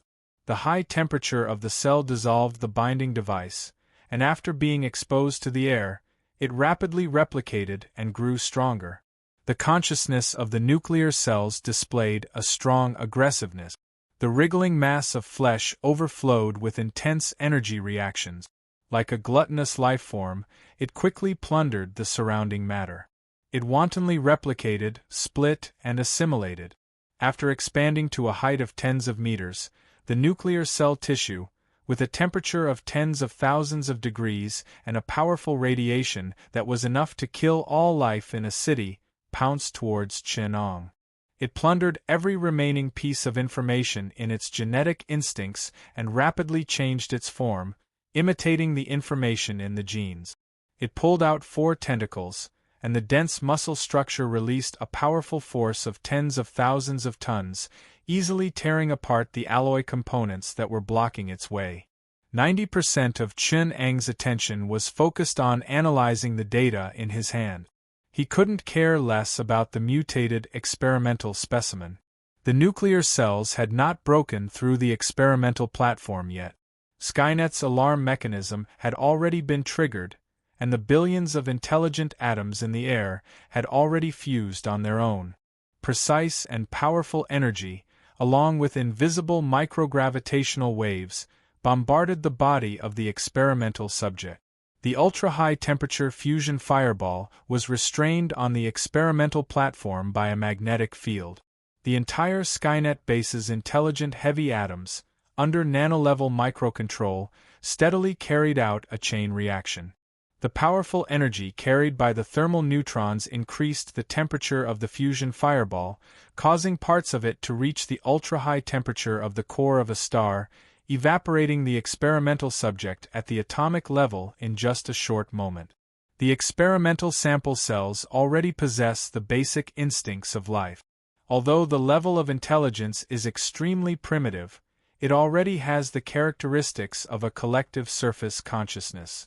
Chun-Ong casually analyzed the characteristics of the nuclear cells. As if he had thought of something, he frowned and shook his head. The instincts of life are too strong.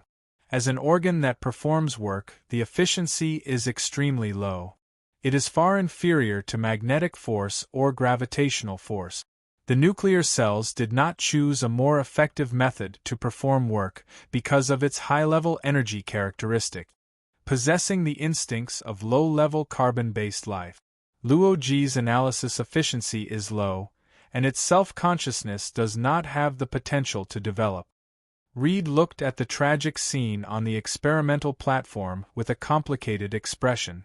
The more he knew about Chun-Ong, the more terrified he felt. In the laboratory, he had witnessed at least hundreds of experimental samples that could bear the responsibility of destroying Earth being easily destroyed by Skynet. One of the stronger ones had once destroyed half of the New York base before it was destroyed by an extreme antimatter anomaly that drained half of the base's energy. Due to Chun-Ang's unique hobby, the top floor of the Skynet base could always see the sky. Every full moon, no matter how urgent the experimental task was, Chun-Ong would always come out for a walk. This was one of the few habits he still maintained as a human. Under Reed's gaze, Chun-Ang's body disintegrated into a pile of broken metal gravel and merged into the base. At the top of the sinkhole, under the Statue of Liberty that was preserved as a decoration for the Skynet base, the surrounding metal quickly disintegrated into countless nanomachines and reformed Chun-Ang's body. Chun-Ong leaned against the huge statue and looked at the surface of the sea that was still slightly floating not far away. The calm moonlight and the breathing sea were unusually beautiful, but Chun-Ong saw a completely different world. Algae, bacteria, microorganisms, fish, insects, and small animals formed the human perspective, the microscopic world that exceeded the human observation ability. Atoms, subatoms, and bosons were like planets in the universe, moving in this space. When the dimension rose to a higher level, this space became more complex and mysterious. Dark matter was infinitely deep in the void, the concept of a moving coordinate system composed of time and space, extending infinitely in high latitudes.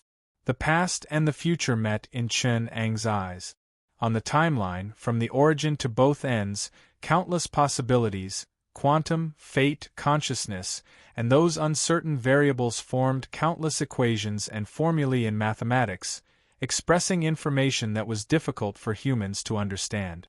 The gravitational tides from the huge planet beneath his feet, the satellite celestial bodies that reflected the light of the stars above his head, the gravity, radiation, energy, and light from the local and foreign galaxies, these complex information, these huge existences constantly reminded Chun-Ong that everything was different. Thinking Luoji, all the information formulae that formed the self, everything that was defined by humans as values, outlook on life, and everything about the world, thinking, personality, existence, self, consciousness, and those concepts of I were all different. Chun-Ong was no longer the mundane creature that could only see the moonlight and the ocean.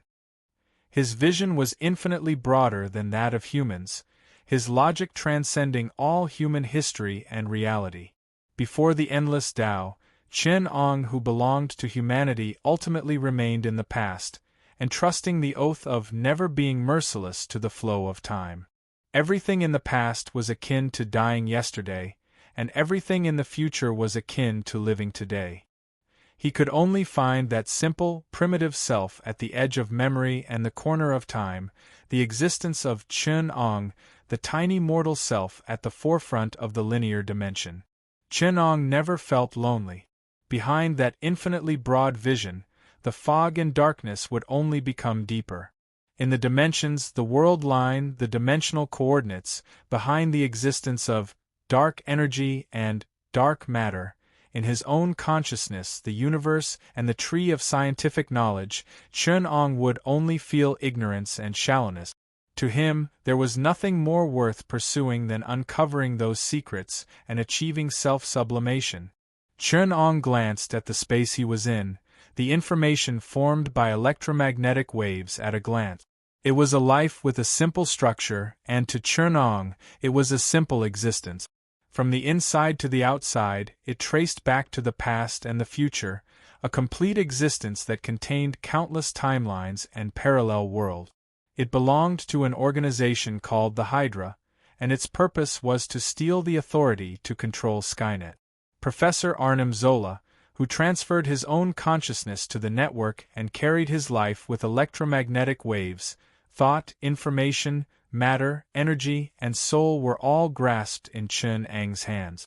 An intelligent life is already bold enough to try to control Skynet? Chen Ong was a little surprised by their arrogance. He casually flipped through Arnim Zola's memories and the conspiracies and plans in his mind, and made an assessment of the possibility of its realization. The probability was not much lower than the possibility of the Earth being destroyed in the next second. The human race can always give me some unexpected surprises. Chen Ong could not help but be surprised by the cunning and boldness of their conspiracy, the thoroughness and feasibility of the plan. In the future dimension, there was actually the possibility of Skynet being controlled. Red Skull, Baron Citric, Demon Baron, Dr. Zola, Madame Hydra, and Hitler were indeed the most outstanding people with this ability. With Dr. Zola's existence form, if he obtained Skynet, it would really seem like he would soar to the sky. The whole plan was subversive, bold, and meticulous. It was targeted at Skynet and even had a comprehensive intelligence analysis. It made full use of the advantages of the Hydra, and the room for response was not small. It was full of ambition and initiative that Chen Ong admired. Chapter 192. After turning Dr. Zola's memories and thoughts upside down, Chen Ong let go of Dr. Zola's stagnant consciousness. He did not even notice the subtle changes in the outside world. Just like a program that had been deleted and lost a certain period of time, this period of time did not exist for Zola. Arnim Zola. Chen Ong stared at the special electromagnetic waves in front of him. Zola's consciousness was here. It was as obvious as a gorilla among monkeys, but he knew nothing about it. A lunatic who transferred his consciousness to the internet. A Hydra scientist who used to be human but is now an intelligent life. A geneticist, an information scientist, and a scientist whose intelligence is beyond human comprehension like Howard and Pym. Chen Ang's sudden words frightened the special wave in the void. It tried to escape, but Skynet immediately let him know that there was no way out. The firewall surrounding him was impregnable. "Looks like you know too little about Skynet." Chen Ong smiled. "You treat it as an intelligent life, but how long has the internet been around? Your exploration, understanding, and definition of intelligent life are too shallow. You even treat Skynet as an intelligent program crawling on the internet. If you knew what Skynet is, you would not face me in such a fragile form." "I'm indeed surprised, Dr. Doom. But I mean no harm. We have enough common interests in terms of position and interest. I think it's worth considering our relationship." Dr. Zola was indeed very capable. He quickly came back to his senses. He controlled the satellite and sent this text to the Skynet information body. Chernong released some of the nanomachines so that Zola could control them. The silver nanomachines reassembled into a metal robot without a face. It stood in front of Chernong. It said in an electronic voice, "Dr. Doom, your invention is very great. It exudes the charm of science, ingenuity, and efficiency from inside out. Skynet is undoubtedly the greatest invention I've ever seen." "You flatter me."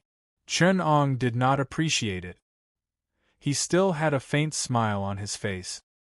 He looked at him calmly. "But you did not fully utilize its power, Dr. Doom. Compared to its ingenious design, your use of it is crude. Everything about humans, consciousness, body, nerve reflex speed, brain reaction speed. Even Luo Ji's way of thinking is restricting the power of this great creation. This is not a miracle that humans can control. Your reactions can't keep up with its speed, and your Luo Ji can't understand its calculations. It's like a horse that can't win because of its rider's clumsiness. You need friendly help, Doctor. For example, letting an intelligent life that has lost its body obtain administrator rights of Skynet." Chernong spread his hands and smiled. "Is that so? I have to say it. It's a win-win choice." Zola analyzed for Chernong as if it was true. "No one knows more about intelligent life than I do, although you are also a great scientist. But who better at manipulating networks than a guy who lives in a computer? We have a common enemy, Dr. Doom. Hydra has 9 heads. Why can't you be the most important one? We believe in the strong." "It sounds very tempting," Chernong said calmly as he looked at the sea. Zola controlled the robot to project some documents and videos of Hydra in front of Chernong. It introduced some low-level secrets of Hydra in detail. Although it did not involve core interests, it was enough to show how huge a force hidden in the dark was. Other than half of SHIELD, there were more hidden forces hidden under the water. Hydra was not so much a remnant of a Nazi organization. It was more like an underground organization created by ambitious people to challenge the international order after World War II. It was a complex organization created by people in power all over the world, motivated by various conspiracies, ambitions, arrogance, and greed. Just like its name, Hydra, the controller of deadly venom and chaos. Unfortunately, we are not the same people. Chernong shook his head. "Your ambitions are worthless to me, Zola.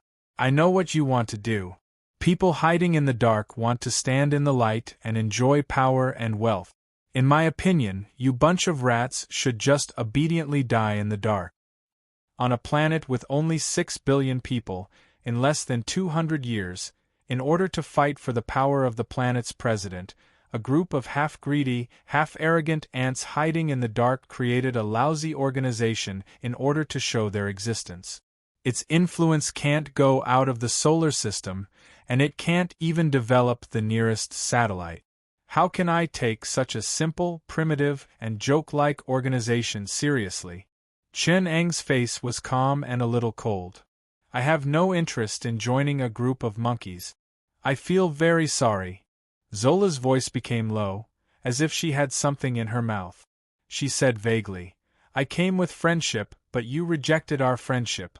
That was a mistake. Your tone is so fearless.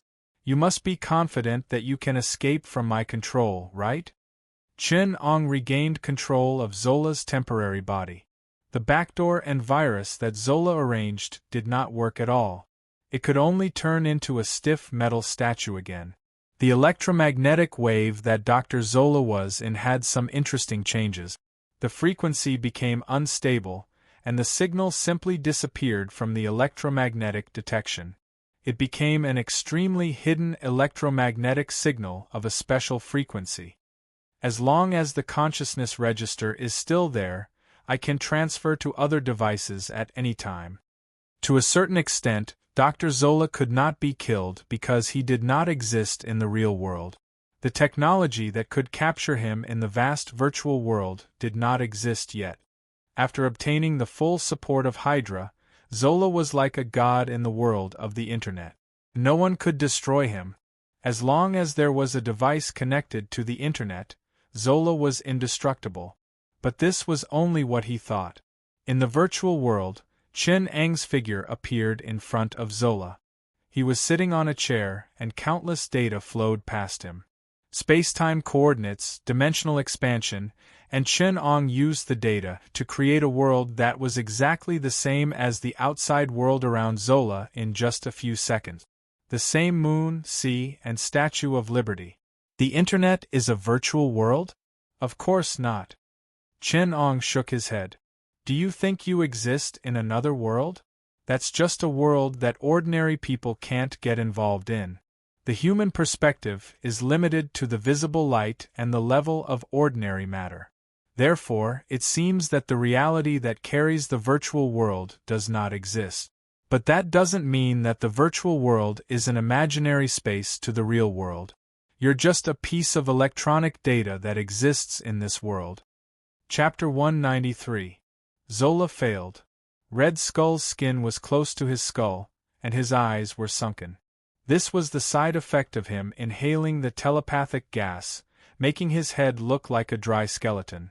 Due to an accident, the angel's dust corroded his skin, and there was no way for him to recover his face. I didn't expect him to fail, and I didn't expect him to not even be able to escape from Skynet. Baron Citric shook his head. We underestimated our opponent. Dr. Doom is indeed the most dangerous supercriminal identified by SHIELD. He is cautious, cunning, cruel, insidious, and fierce.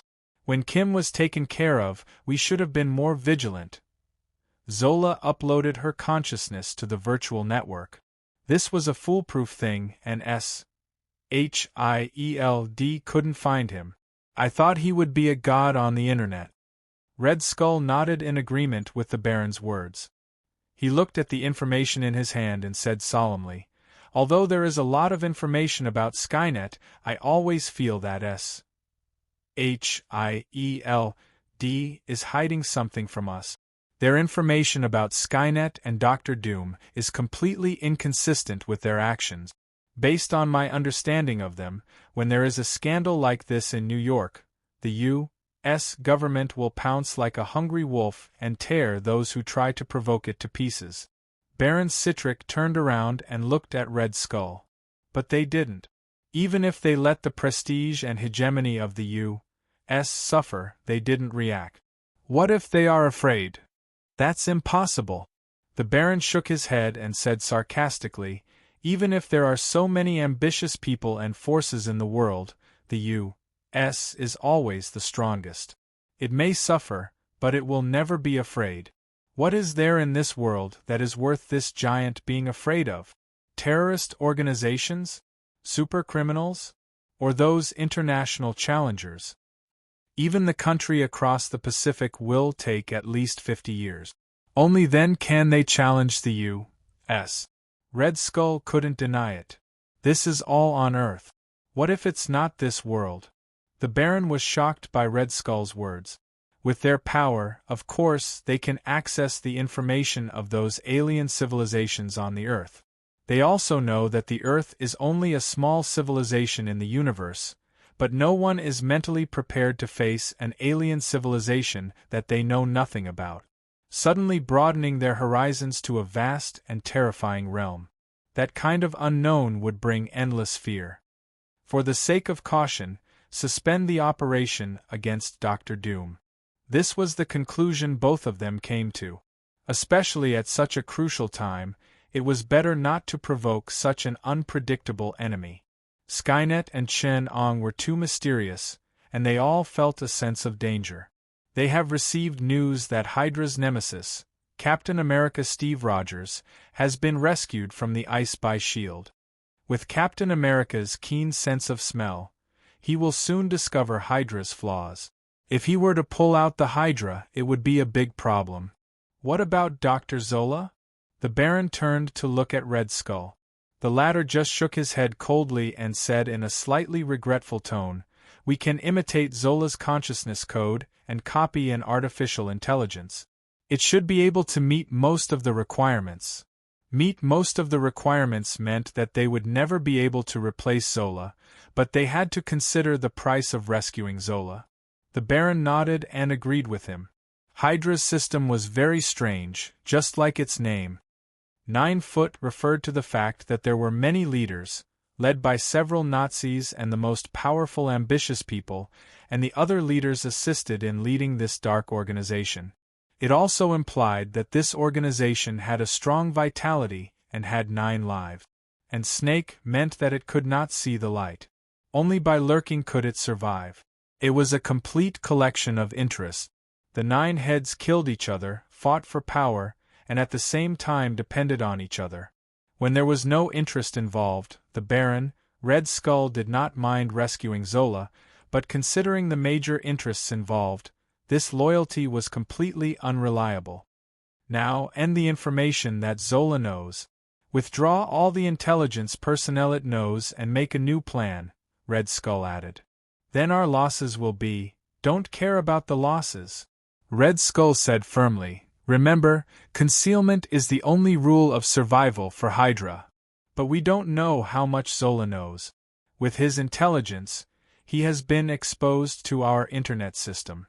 With his ability, he can find any files and data we save. If we give up, Hydra will be cut in half, the Baron fiercely opposed. How much does he know about the Tesseract? Red Skull asked. Zola is the chief person in charge of the Tesseract's research. He knows almost everything, the Baron replied solemnly. If Dr. Apocalypse can pry open Zola's memory, then most of Hydra's secrets will not be guarded against him. Red Skull did not expect the situation to be so serious. Even in the worst-case scenario, Zola will still buy us enough time. Zola is one of the most outstanding scientists in the field of biology and energy. His value is limitless. No one will touch him easily. We're safe for now. Before the Baron's voice died away, the underground base in Yellowstone Park began to shake violently. The sound of rocks cracking spread from the surface to the underground.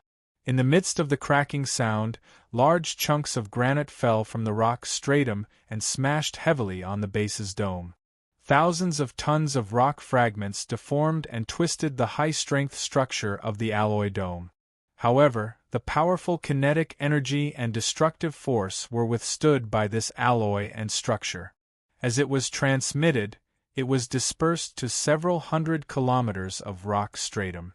This kinetic energy was enough to destroy several dozen bases like this, but when it was dispersed to several hundred kilometers, only slight tremors could be felt on the ground. Chen Ong slowly retracted his fist.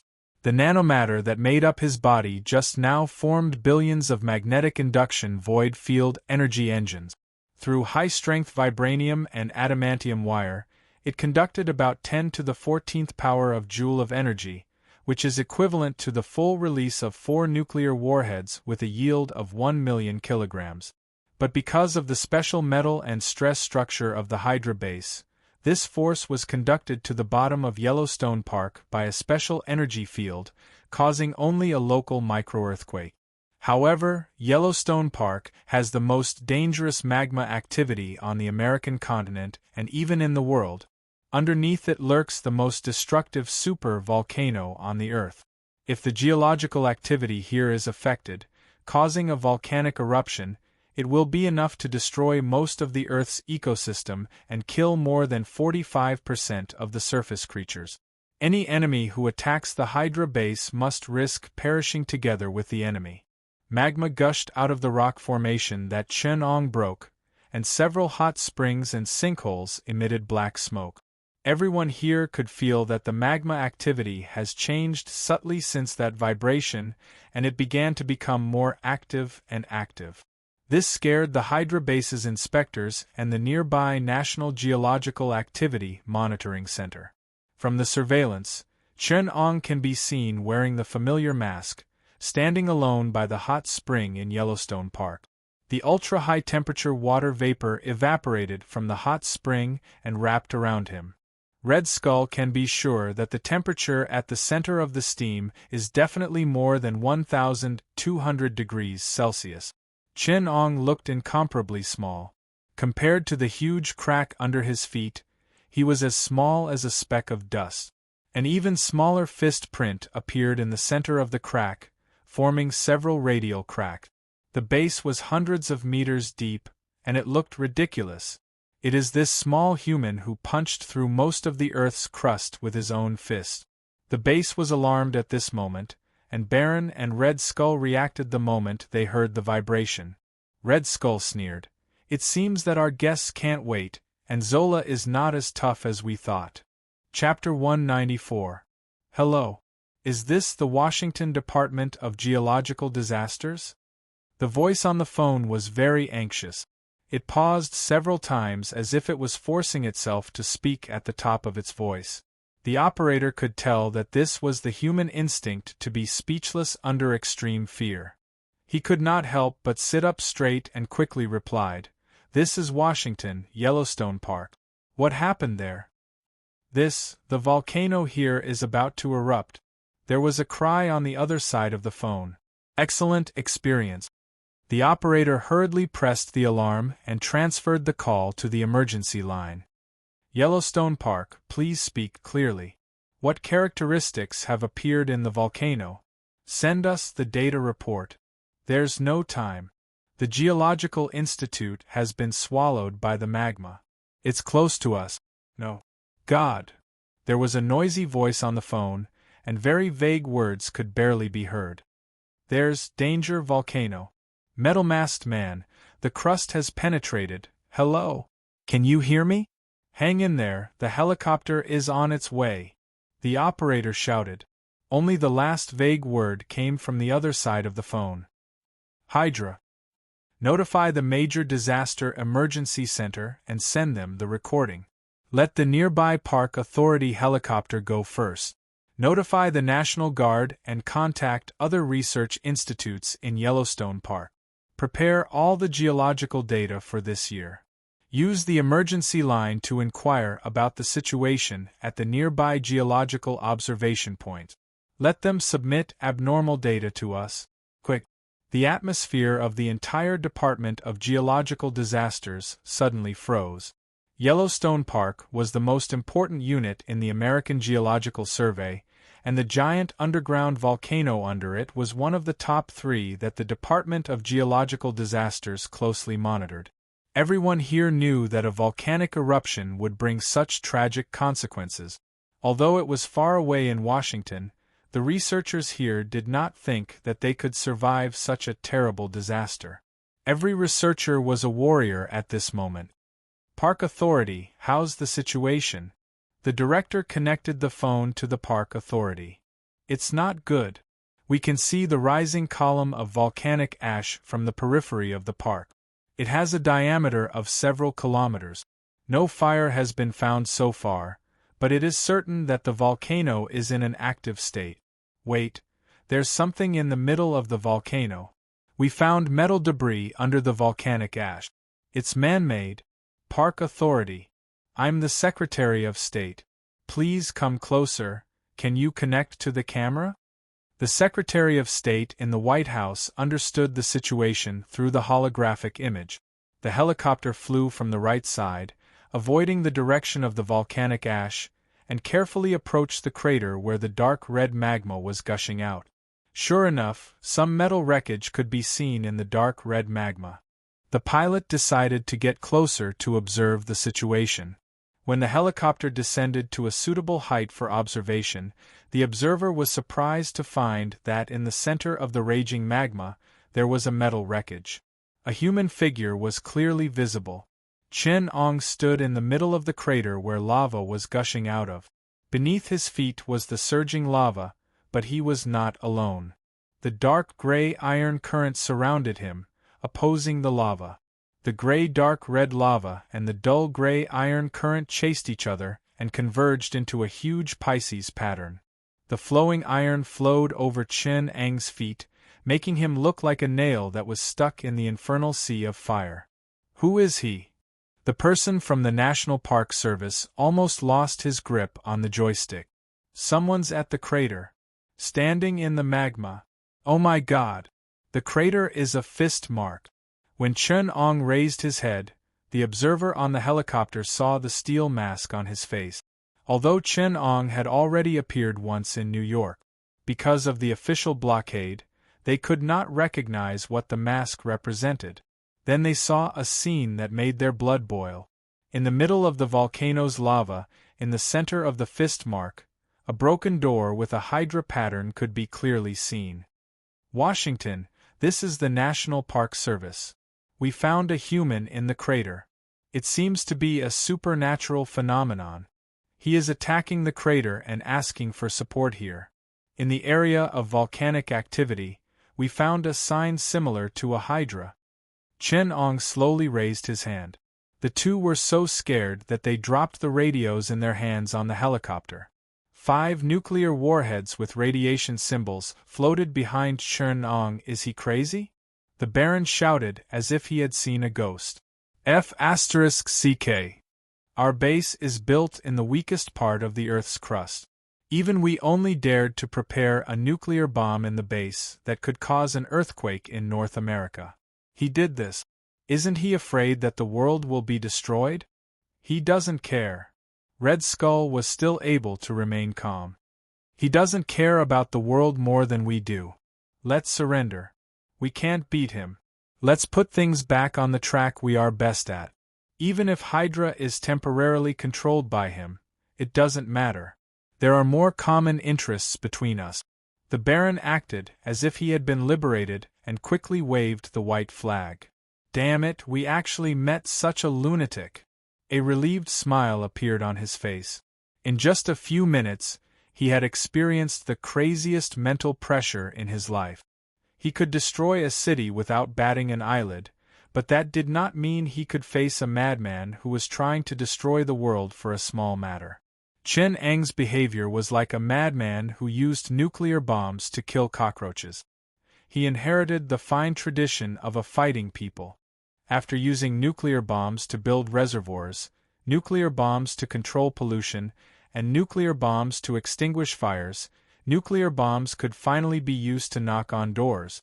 But Chun-Ang's fist continued. Is he crazy? We have already surrendered. The Baron almost collapsed. He grabbed his head, his face was terrible, and he asked almost crazily, is he going to destroy the whole world? How stupid could he be? Doesn't he know that he will destroy the world? Tell him to stop. The Baron screamed and watched in despair as Chun-Ang's fist fell. The warhead thicker than a person was ignited by the ultra-high temperature as Chun-Ong raised his right hand. Before the two people in the helicopter could react, they saw the blazing sun fall in front of them. High temperature, extreme heat, radiation, shock wave. Unparalleled light bloomed from Chun-Ang's palm, and as Chun-Ang's fist landed, it fully erupted to the earth. Hundreds of meters of mud waves lifted the entire earth.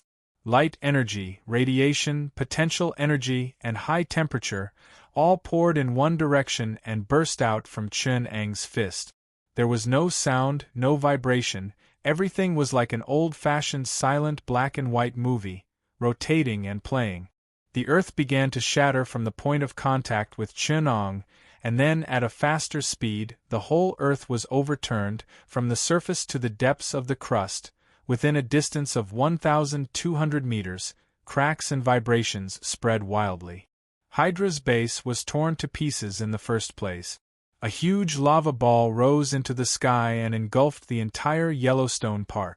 The powerful energy accumulated in the core for hundreds of millions of years gushed out. The lava torrent of several kilometers in diameter rose into the sky like a flood.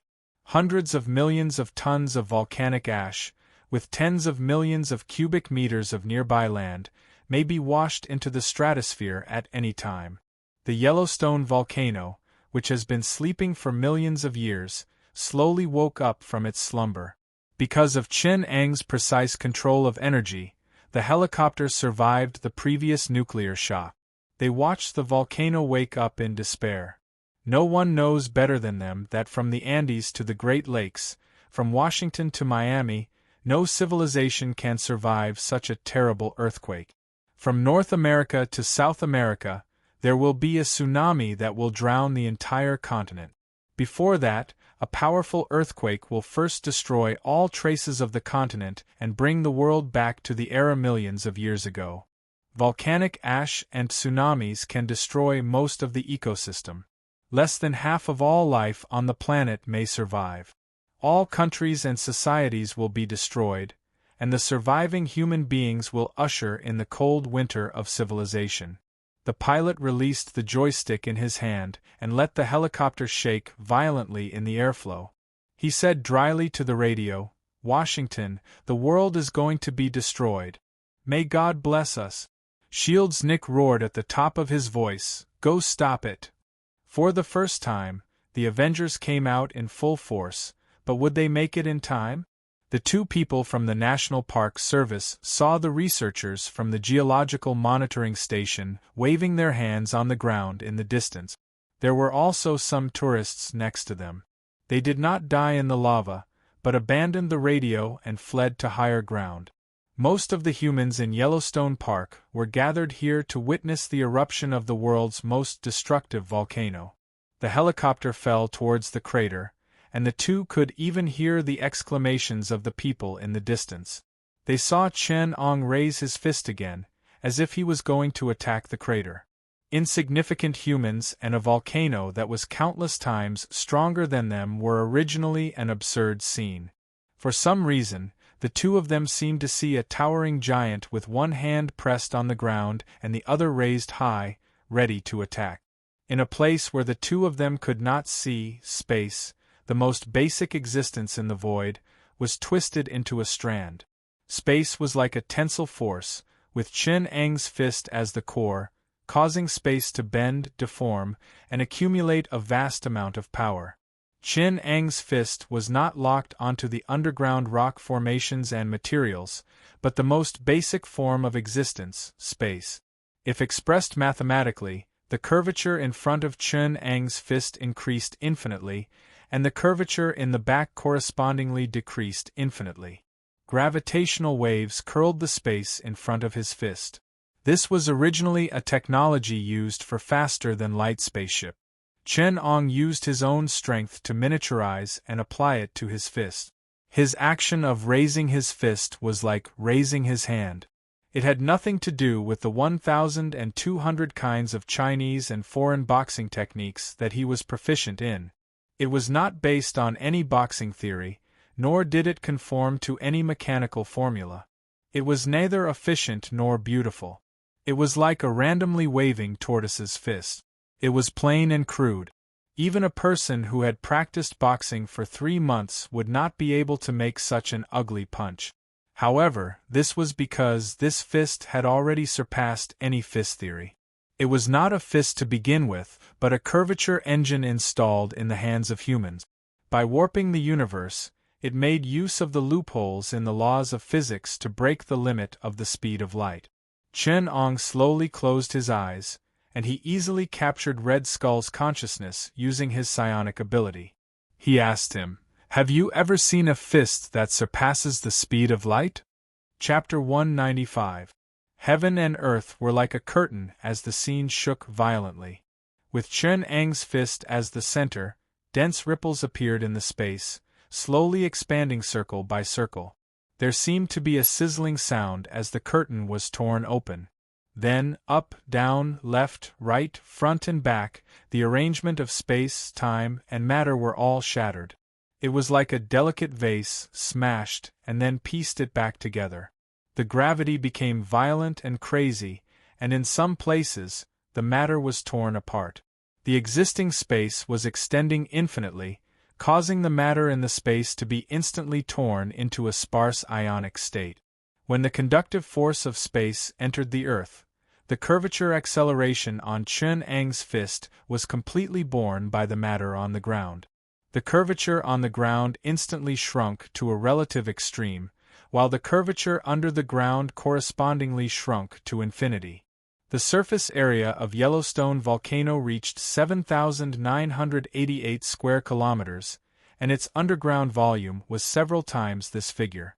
The volcano that was shaken by Chen Eng's nuclear melting fist slowly awakened from its slumber.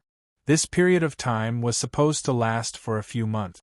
It started with a volcano tentatively entering the active phase and carrying out a preliminary eruption. This eruption would be a large-scale volcanic disaster. The entire Yellowstone National Park would be destroyed, and hundreds of millions of tons of volcanic ash would be thrown into the atmosphere, causing a major earthquake of at least magnitude 8 or above in North America. Following that, the entire supervolcano would enter the active phase. Its continuous eruption could last for hundreds of years, and the most intense period could also last for a few months. The geological activity would completely change the landscape of the entire Pacific region of America. During this process, it was estimated that 1.9 to 2 billion people would die. This would lead to drastic changes in the global climate and environment, and even the extinction of mankind. The Earth collapsed in an instant, and the ground hundreds of meters deep directly sank into a bottomless abyss with Chen Eng's fist as the center. A huge whirlpool was forming. It tore apart the surface of the Earth's crust, along with the rock strata, the ground, and everything on it, and was sucked into a blender of crushed granite and soil. A huge depression appeared at the crater of the volcano that was about to erupt, and magma shot up into the sky. The entire volcano was smashed into the ground by Chen Eng. The curvature acceleration of hundreds of millions of tons of strata directly smashed through the Earth's crust and sank into the Earth's mantle. At the location of North America on Earth, a depression visible to the naked eye was deeply embedded in the Earth's surface and was rapidly expanding. Red Skull watched as Chen Eng casually slammed the volcano that was about to erupt into the mantle, and the expression on his face was as if he had eaten a big bug. The entire Yellowstone Park had become a giant crater. Hundreds of millions of tons of material disappeared on the surface, and a huge crater with a diameter of 15 kilometers appeared where the crater used to be. Even the White House in Washington could clearly feel the trembling of the ground under their feet, and the shock wave of the earth being torn hundreds of kilometers away could be felt. Looking at Chen Eng standing indifferently in the air, Red Skull's thoughts stopped. He was held in midair by Chen Eng, and his body had long been torn apart and sunk into the mantle layer, melting in the magma. Built by the Hydra in imitation of adamantium, even the ruins of the base with the strongest defense had sunk into the Earth's mantle and could not be found. It was a huge base. More than 3,000 combatants at this time. Only Red Skull's consciousness was left, and it was held in Chen Eng's hands. The powerful firepower inside was enough to resist shields' encirclement and suppression, designed by geological and structural experts, and the unique building structures that can operate normally in the magma were easily destroyed by Chen Eng. Abnormal fluctuations in the clouds could be seen in the distance. Along with the violent earthquake, Iron Man in the red and gold armor took the first step. He floated beside the giant crater and looked at the huge abyss that collapsed at the scene with some sluggishness. Tawny opened his visor. Then, as he surveyed his surroundings, he began to stutter. What happened here? Soon, the Quinjet arrived at the scene with the Avengers. How did Yellowstone Park become like this? Captain America's expression was a little confused. He was notified to rescue the geological disaster in Yellowstone Park and solve the criminals who tried to trigger a volcanic eruption, but at the scene, he saw a terrorist disaster that had already happened. The eruption of Yellowstone volcano in 1 million BC had a yield of 25 billion tons, equivalent to a 25 billion tons of TNT explosion. This is the smallest of the 3 eruptions in history, only a quarter of the other 2. It represents one of the most terrifying forces in the world, so the geological activity it brings can even change the continental shelf. But under Chen Eng's punch, it was blocked. Chen-Ong imprisoned Red Skull's consciousness fluctuations in the deepest part of the Skynet, ignoring the fear and surrender in his mind. He flipped through, read, dissected, and analyzed everything in Red Skull's consciousness and thoughts, including the memories and thoughts in the most secret corners of Red Skull's consciousness and thoughts, to the extent of no detail. And although Red Skull struggled wildly and resisted, it was useless. Captain America soon noticed Chen-Ong, and he asked in a deep voice, "Who is he?" "You don't know?" Tawny replied with an ugly expression, "It's Doom. S.H.I.E.L. D.S. most wanted criminal, Dr. Doom, the mastermind of the New York War, one of the craziest demons in human history, Doom, the leader of the Doomsday Church. The Lord of Skynet. Doom." Captain America has obviously heard of this name. In fact, this is the name he is most familiar with since he woke up. There are many titles behind this name. As Tawny said, each of them represents S.H.I.E.L. D.S. fear and anger. Captain America has always been nightmarish when he hears S.H.I.E.L. D. agents mention this name. The name Doom has become a nightmare for S.H.I.E.L. D. and many people around the world. Captain America grasped his shield and looked at Chen-Ong with a serious and sharp look. He was cautious and keen to find flaws. Black Widow grabbed his hand and shook her head. "Steve, no. It's not the time to provoke him. We can't afford to pay a bigger price. Steve, you are our hope. You can't die in vain.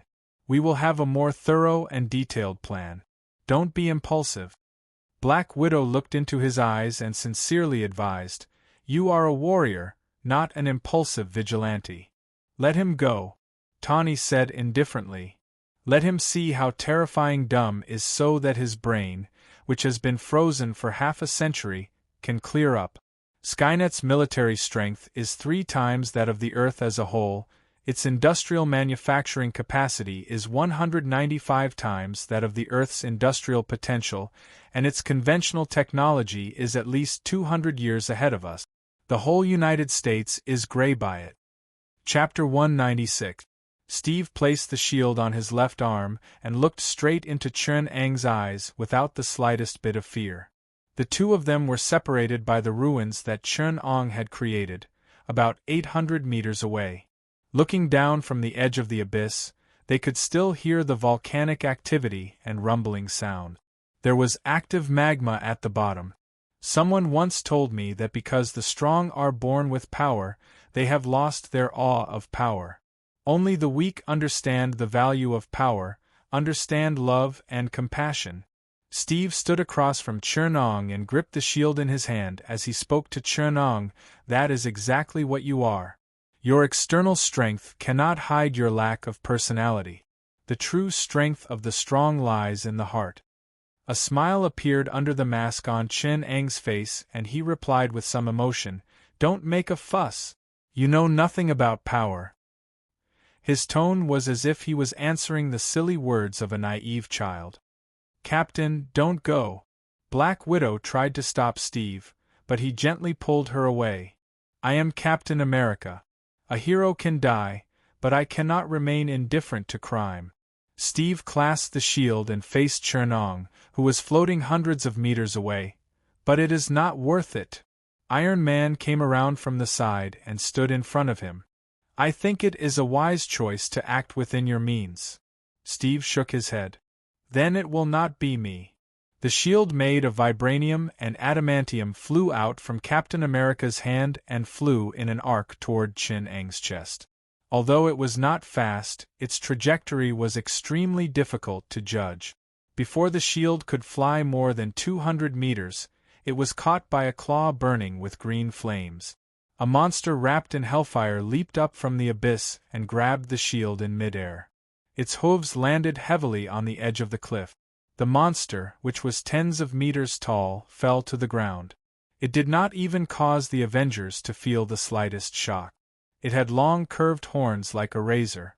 On its back were dark red bat wings. The monster's body was seeping with lava and a strong smell of sulfur, as if it was a demon from hell.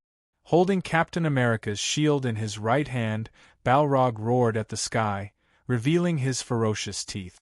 "Steve Rogers!" His voice was hoarse. "Such a weak worm is not worthy to worship the great master.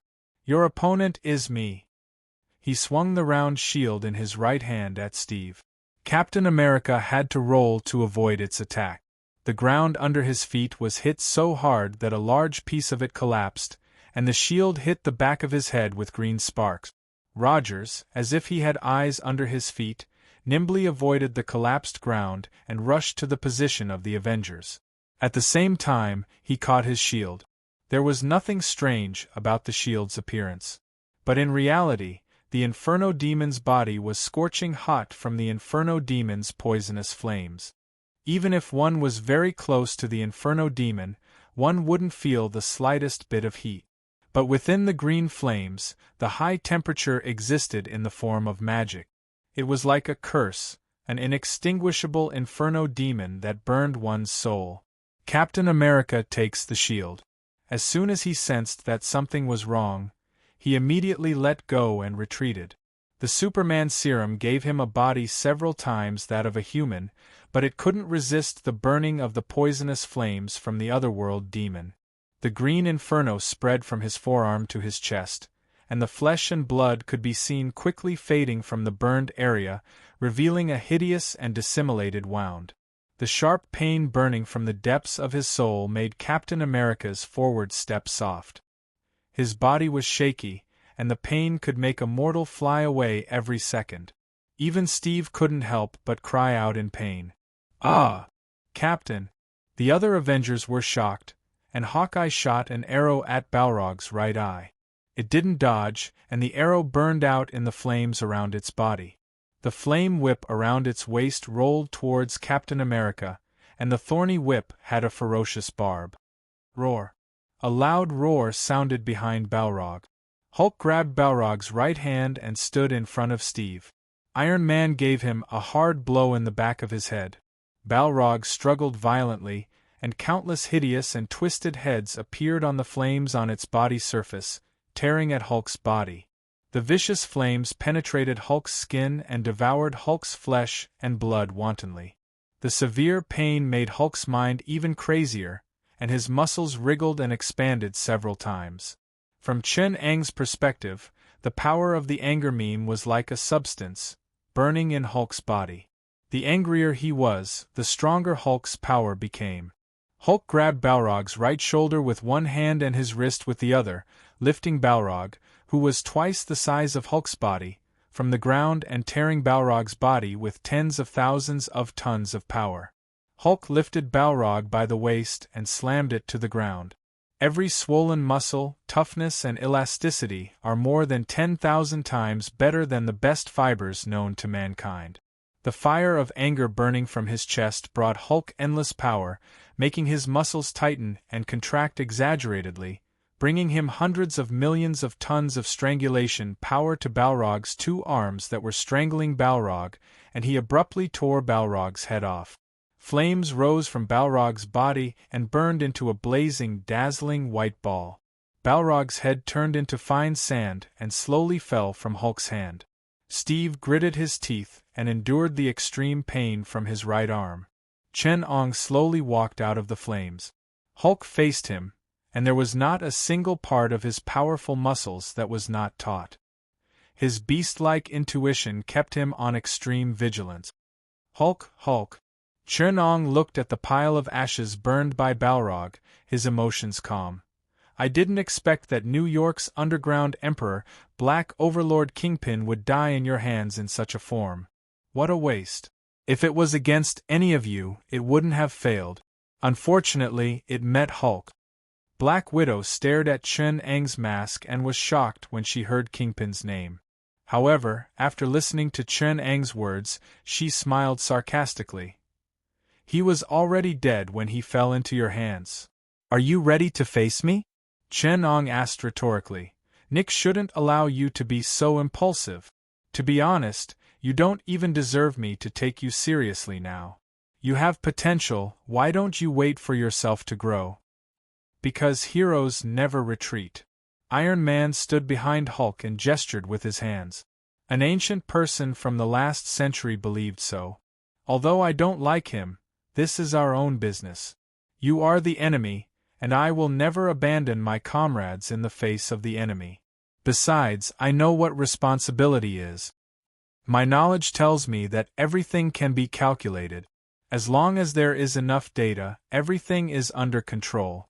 However, my intuition believes that humans, or intelligent creatures, can create miracles.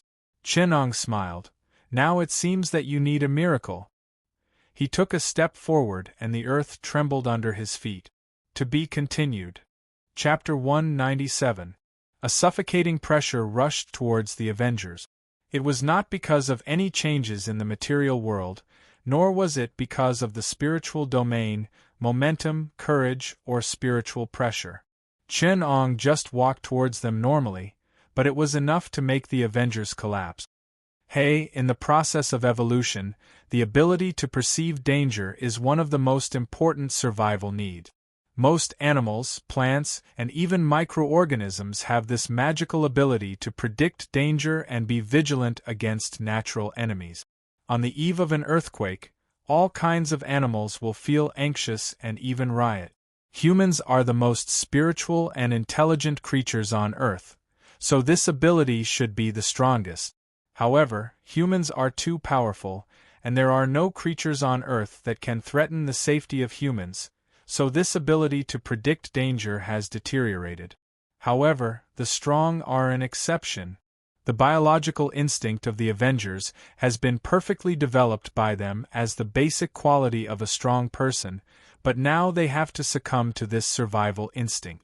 The fear that comes from the depths of their genes, the fear that humans have towards their creator, and the instinctive obedience of those at the bottom of the food chain to those at the top of the food chain. Their genetic instincts crazily urge them to obey, and the suffocating sense of oppression rushed towards them wave after wave. This kind of influence from the origin of life can only be resisted with an iron will.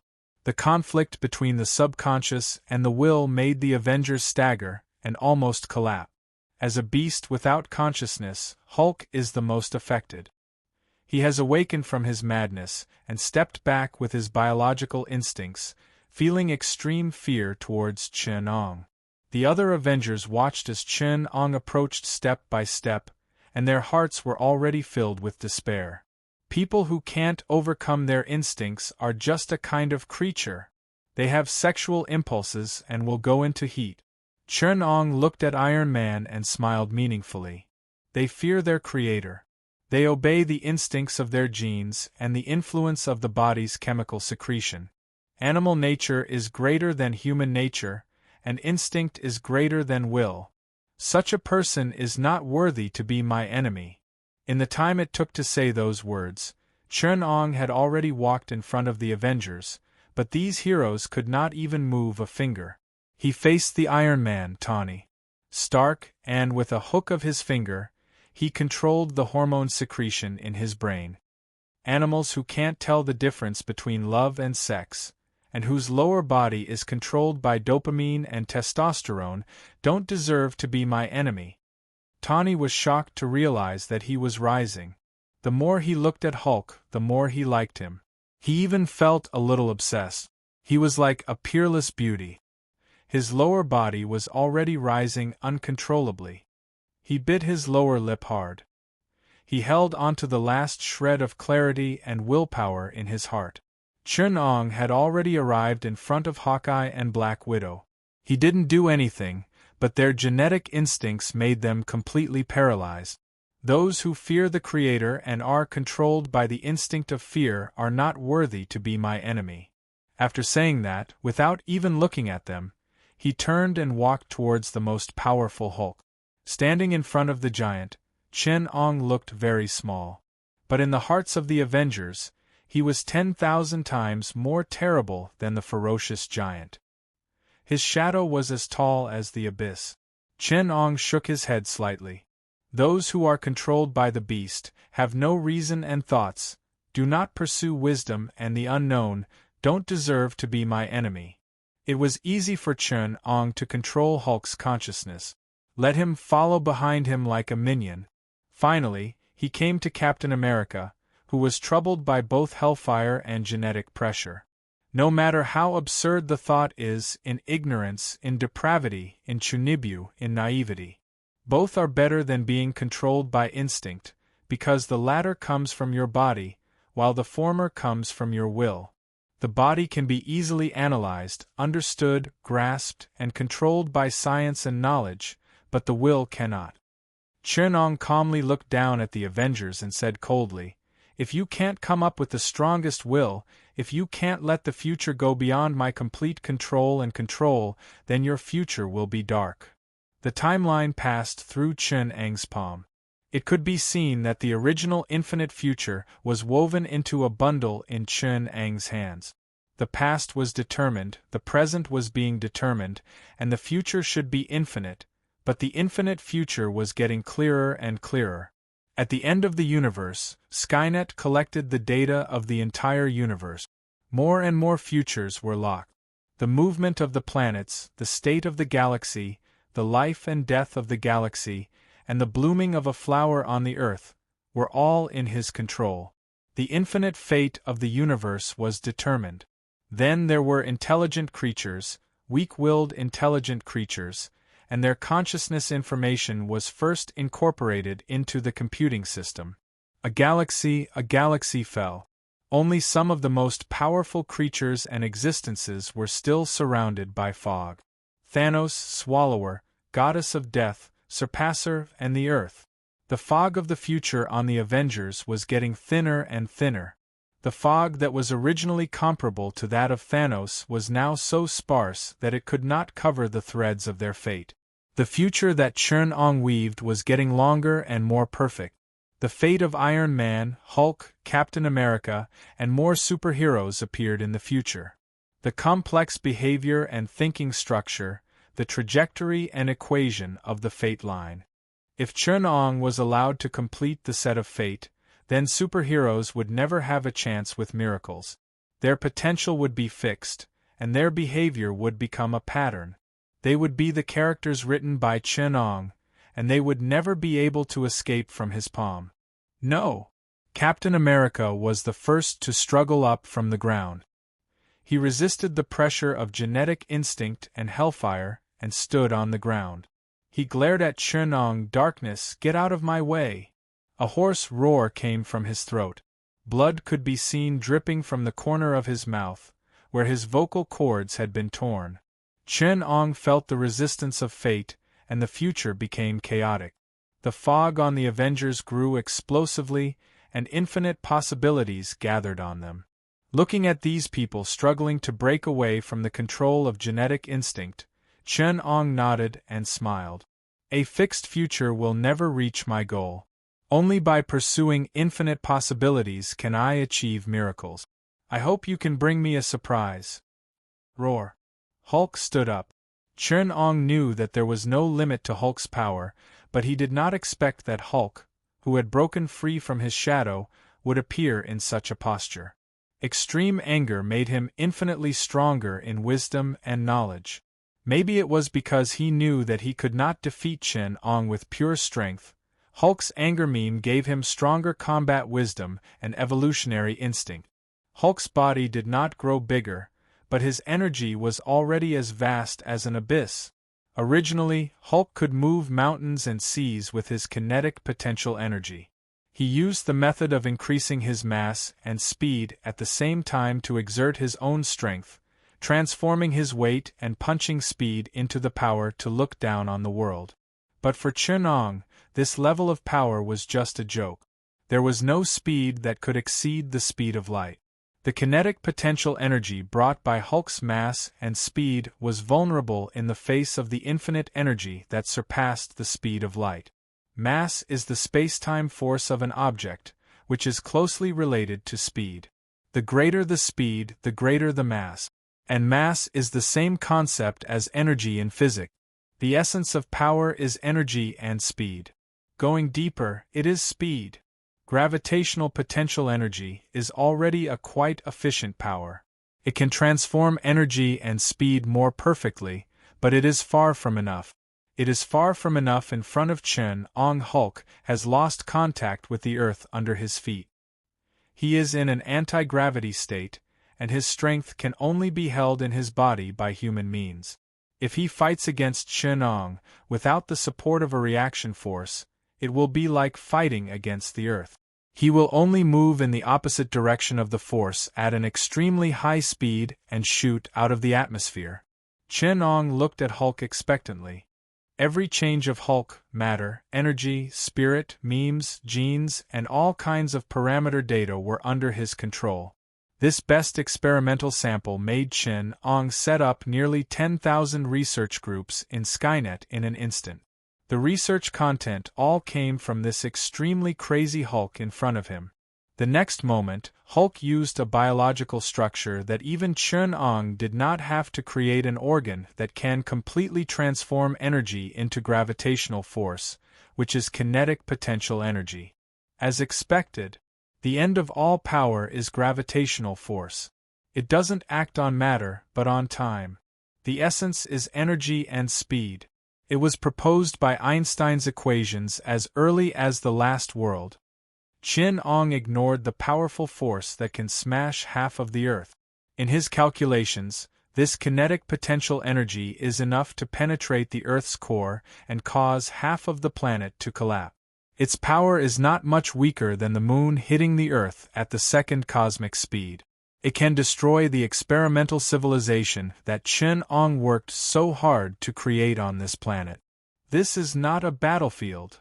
Chen-Ong kind of understood why humans hated Hulk so much. Even Bruce himself feared and hated Hulk. The crazy Hulk was really afraid of himself. Chen-Ong did not want to destroy the Earth, but Hulk almost did it. In an extremely short time, Chen-Ong came to the front of Hulk's fist, facing his huge fist, and pointed his right hand at the center of his opponent's fist. The current Chen-Ong can be directly equivalent to the Earth in terms of weight, and it is the kind of density that is completely compressed into Chen-Ang's body.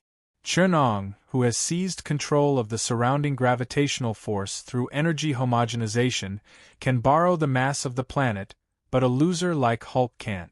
The result was not surprising. Hulk, who had an Earth in front of him, was sent flying high, flying out of the Earth like a meteor at a speed far beyond the first cosmic speed. In the complicated eyes of the Avengers, Chen-Ong smiled slightly, ignored them, and turned to follow Hulk. If he ignored it and let it destroy Mars or the Moon, it would be a lot of trouble for Chen-Ong. Not to mention the impact on the state of the Earth, not to mention the matter of transporting a planet from a few light-years away. Chapter 198. The universe was a deep and dark place. It was quiet, vacuum, weightless, and infinitely vast. Even if 10,000 nuclear bombs were to explode here, it would definitely not affect the Earth. This was because Hulk was currently 1.2 million kilometers away from the Earth, which was equivalent to 100 times the diameter of the Earth. This was a good battlefield. At least Chen-Ong did not have to worry about accidentally destroying humanity and Earth. Hulk had completely lost the characteristics of a human. In space, his mass expanded crazily. He was half the size of the Moon and was made of dark green flesh. In Chen-Ang's view, the current Hulk might only retain a trace of being a human in appearance. He was like a giant that had been magnified hundreds of millions of times. Of course, because of the distance, Chen-Ong could only see a dark green land. It was curved and extended infinitely, occupying 1/3 of his field of vision. If he was closer to Earth, Hulk's mass alone would be enough to set off a global tsunami on Earth. In space, such a body size was clearly more suitable for survival and combat. A large body size could carry more matter, enough to form a self-sufficient ecosystem, and there was nothing more precious than matter in the universe. Although the planets were huge, and although the sea of stars was vast, the endless void was billions of times larger than a material planet. A larger volume meant more matter and more energy, enough to support the massive consumption of space migration. Without superluminal technology, The volume of a spaceship would need to be 1/3 the size of Earth to reach the nearest star system to Earth. Moreover, mass was very important to Hulk now.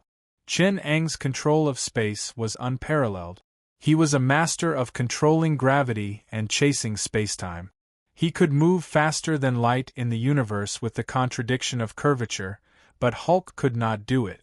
Hulk borrowed the matter of the pocket universe to fill his body. If he used the gas he spewed out, if he used a reaction force like magnetic fluid, it would mean that he would constantly lose matter. Then when the virtual universe asked for matter to compensate, Hulk could only use his original mass to compensate.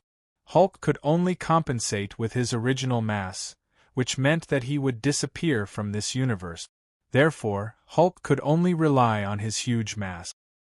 He interfered with the gravitational field of the solar system and relied on the gravitational force of the sun to obtain power like Earth and other planets.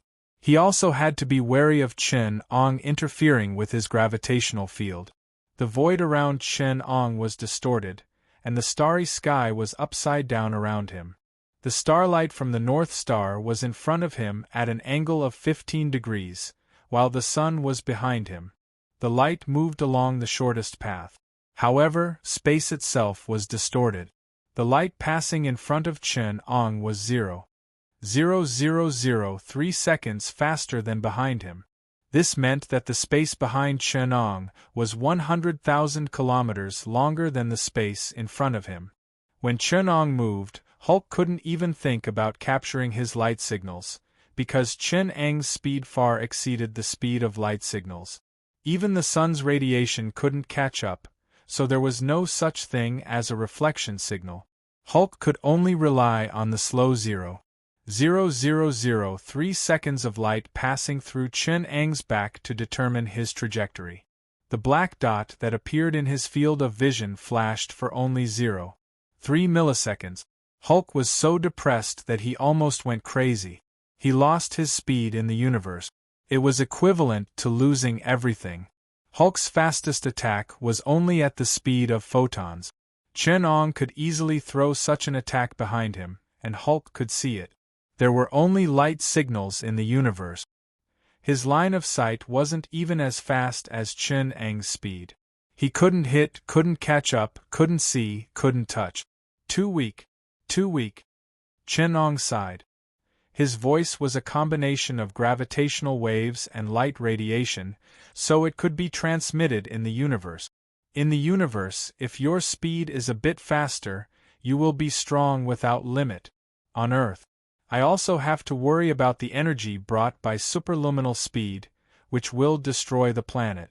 But now I only need to worry about whether my speed will make time go back to the primitive period of human civilization. Chen-Ong stood within a distance of 10 kilometers outside of Hulk's star, looking at Hulk. His eyes were full of disappointment. It seems that you need to be angrier. Chen-Ong pressed his palm on Hulk's head, and the surrounding space of tens of thousands of kilometers suddenly collapsed, as if the sky was collapsing and the earth was sinking, pressing down on Hulk's head. The gravitational waves that distorted time and space made the speed of light on Hulk's surface twice as fast. The mass equivalent to a small black hole appeared on the surface of Hulk's body. The collapsing gravitational force exploded violently, peeling off the flesh and blood of more than half of Hulk's head from his body, annihilating and evaporating the mass of trillions of tons. The fission reaction created instantly transformed the stripped matter into endless photons, rays, radiation, and electromagnetic waves. Chen-Ong turned the black hole into a white hole with a flip of his hand, spewing out a huge amount of radiation. The energy flow evaporated half of Hulk's body. It could be seen that in the void, the Hulk's body, which was half the size of the moon, had evaporated more than half of its body. Objects with a mass of more than 5 billion tons disappeared from Hulk's body. They were stripped away by the particle flow at the speed of light and escaped outside the solar system. Roar! Hulk, who was left with only a small part of his shoulder and the head below his nose, fell into extreme pain and anger. He still roared tenaciously, and his wounds squirmed and healed. In the void, countless substances appeared out of thin air, and under Hulk's control, they quickly filled his body. Chen-Ong could feel that space was disappearing. Every unit of space was replaced with a huge amount of substances out of thin air, and then repaired Hulk's body according to the information left behind. This ability had exceeded any super regeneration ability that Chen-Ong had ever studied. Wolverine's super regeneration ability was essentially the reverse of his individual time, returning to a physical state of time. No matter how much damage he suffered, even if he lost a huge amount of flesh and blood, Wolverine could rely on the origin time anchor to restore his state to a constant state of time. There was also Hulk's previous recovery ability, which was the replacement of a large amount of substances from the pocket universe. But now, Hulk's ability had far exceeded the so-called super regeneration, and even exceeded Wolverine's concept of time. It was not the pocket universe, but the matter of the universe's dimension. Under Chen-Ang's frenzied attack, Hulk finally revealed a corner of his essence. Chen-Ong said softly, "So it's a strong interaction creature." The essence of the strong interaction was due to the mutual attraction of the central body of the unsaturated free space complex with the outer circular body of the other unsaturated free space complex due to the unsaturation of its comprehensive circular body through the central polarity of the neutron and the mutual attraction of the outer circular body of the other unsaturated free space complex. If one wanted to further explain it, it would start from the primitive space element, referred to as the void element, the normal space element, the neutron, and the matter element, the free space. It involved the essence of space and the production of matter, and the quantum scientific principle of the Big Bang of the universe. The process of the birth of the neutron from the void was the process of space deriving matter, and the process of Hulk repairing himself. Readers who have not studied college physics can ignore the previous paragraph. In terms of the coupling constant, which was the unit of force in quantum theory, the strong force was 100 times stronger than the electromagnetic force, 100,000 times stronger than the weak force, and 10 times to the power of gravity. It was the strongest force among the four fundamental forces. In other words, under the same mass conditions, Hulk can use 100 times the power of Magneto and 10 times the 40th power of gravity. The mass of the Earth is 598 times 10 to the 24th power kg. In other words, the power that Hulk can use with 1 kilogram of matter is equivalent to the total gravity of 1.6977928 times 10 to the 15th power of the Earth. Hulk is the most powerful creature in terms of basic force that Chen-Ong has ever seen. He himself is the embodiment of force. As long as he fully exerts the power of one finger, he can tear the Earth apart. If he fully releases the strong nuclear force of every particle in his body, then Hulk is enough to destroy the universe. His every punch and every kick can destroy the foundation of the universe. Strength may not solve everything, but Hulk's strength is enough to solve most problems. There is no problem in the world that he can't solve with one punch. If there is, then 2 punches. Based on the force in space, Hulk's strength increased exponentially. His fists slowly stretched out, and the strong nuclear force surrounding his fists collapsed into a black hole with a diameter of 10 kilometers, blocking the propagation of light. The distorted spacetime sealed the space between Chen-Ong and Hulk, forming a relatively independent space. At this time, Chen-Ong has lost the opportunity to distort space and create a curvature to leave at superluminal speed. The strongest force in the universe, the strong nuclear force from the microscopic quantum, faced the fastest speed in the universe, the superluminal speed from the macroscopic spacetime system. The confrontation between the fastest macroscopic and the strongest microscopic was triggered. To be continued. Chapter 199. Hulk's fist tore apart the stable changes in the gravitational field of the solar system and destroyed the inherent spacetime coordinate system in the void. With his fist as the center, it created a collapsed space with a diameter of 10 kilometers, including Chen-ong. Even the light radiation from the sun would not be able to escape from this range. This was a black hole, a special physical phenomenon where the space was highly distorted so that light could not escape. Its appearance represented the initial closure of space. From this moment on, Hulk's fist punched out a new enclosed space from the universe, just like the Mobius strip and the Klein bottle, a closed surface of topology. At this moment, Hulk made the particles that made up him boil like chaos. Chen-ong clearly felt that Hulk's form of existence had exceeded this dimension at this moment, and the particles that made up his body showed a form that would never exist in the three-dimensional space. In this enclosed space, matter lost its meaning of time, and many strange phenomena that could never be discovered in the low-speed universe were produced. The next moment, Hulk's iron fist, with the power to interrupt the exchange of mesons between quarks, blasted towards the seemingly insignificant Chen-ong, who was confined within a range of 10 kilometers. This punch was enough to collapse the sun and shatter the planet. This punch could interrupt the exchange of matter itself, interrupt the quark interaction inside the atom, and cause the atom to collapse. This was the ultimate Hulk.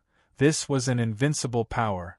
Only Chen-ong could face such power calmly, and only Chen-ong could face such an oncoming punch without flinching. Instead, he recorded the precious data generated in the process. There was no need to dodge, and there was no need to escape from this universe. Chen-ang's body suddenly spread out, turning into a handful of silver sand that rustled down. With bosons as the basic unit, matter was infinitely subdivided, deeply participating in the matter exchange of the curved space. At this moment, Chen-ong gave up his usual form. Residing in the void, he recorded the changes of every basic quantum in the enclosed space. Hulk's distorted space suddenly became more powerful, and the 10-kilometer space affected by the strong GN force was infinitely wide inside. The curvature rose wildly. Under the control of Chen-ong, the curved space began to close, and a giant light shadow tens of thousands of kilometers tall appeared in the void where they were. It was distorted by solar radiation. The shadow was Chen-ang's appearance. His right hand was stretched out horizontally, and his wide palm was holding the distorted space of Hulk. Chen-ang's hologram looked at the closed space in his hand and said with a smile, "On a macroscopic level, all forces are the fluctuations of space. The four fundamental forces of the universe originate from the same source. Gravity is just the nuclear force, and the electromagnetic force is the macroscopic residual force.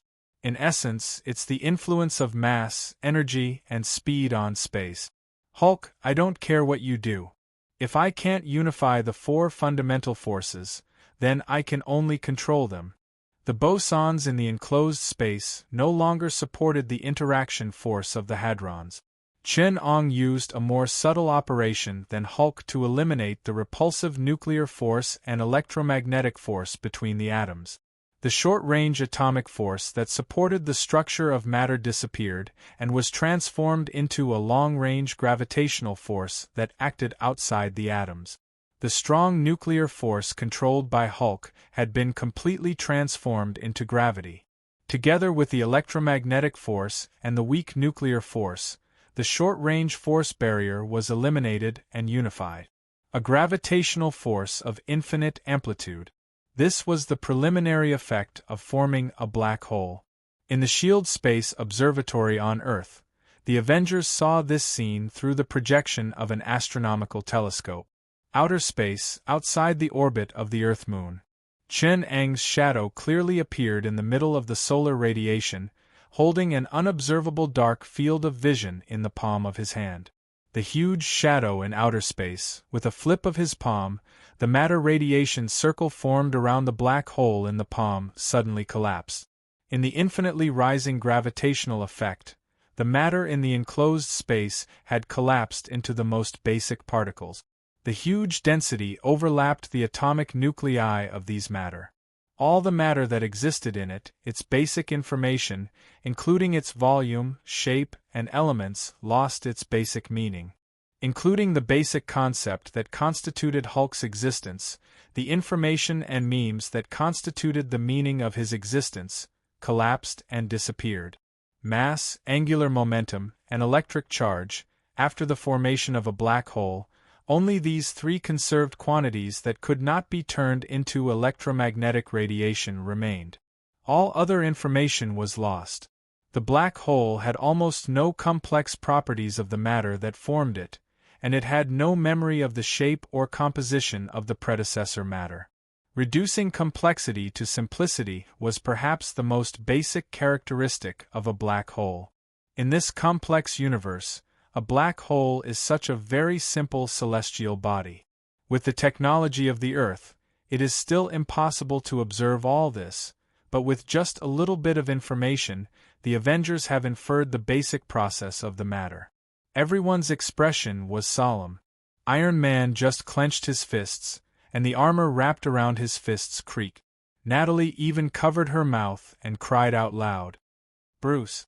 The other agents of S.H.I.E.L.D. silently watched the Avengers, who had just been established and faced a major blow of casualties. They watched the Avengers, who were once estranged, suddenly exude a sad, firm, and solemn momentum. Among the Avengers, Bruce has the worst reputation among the people.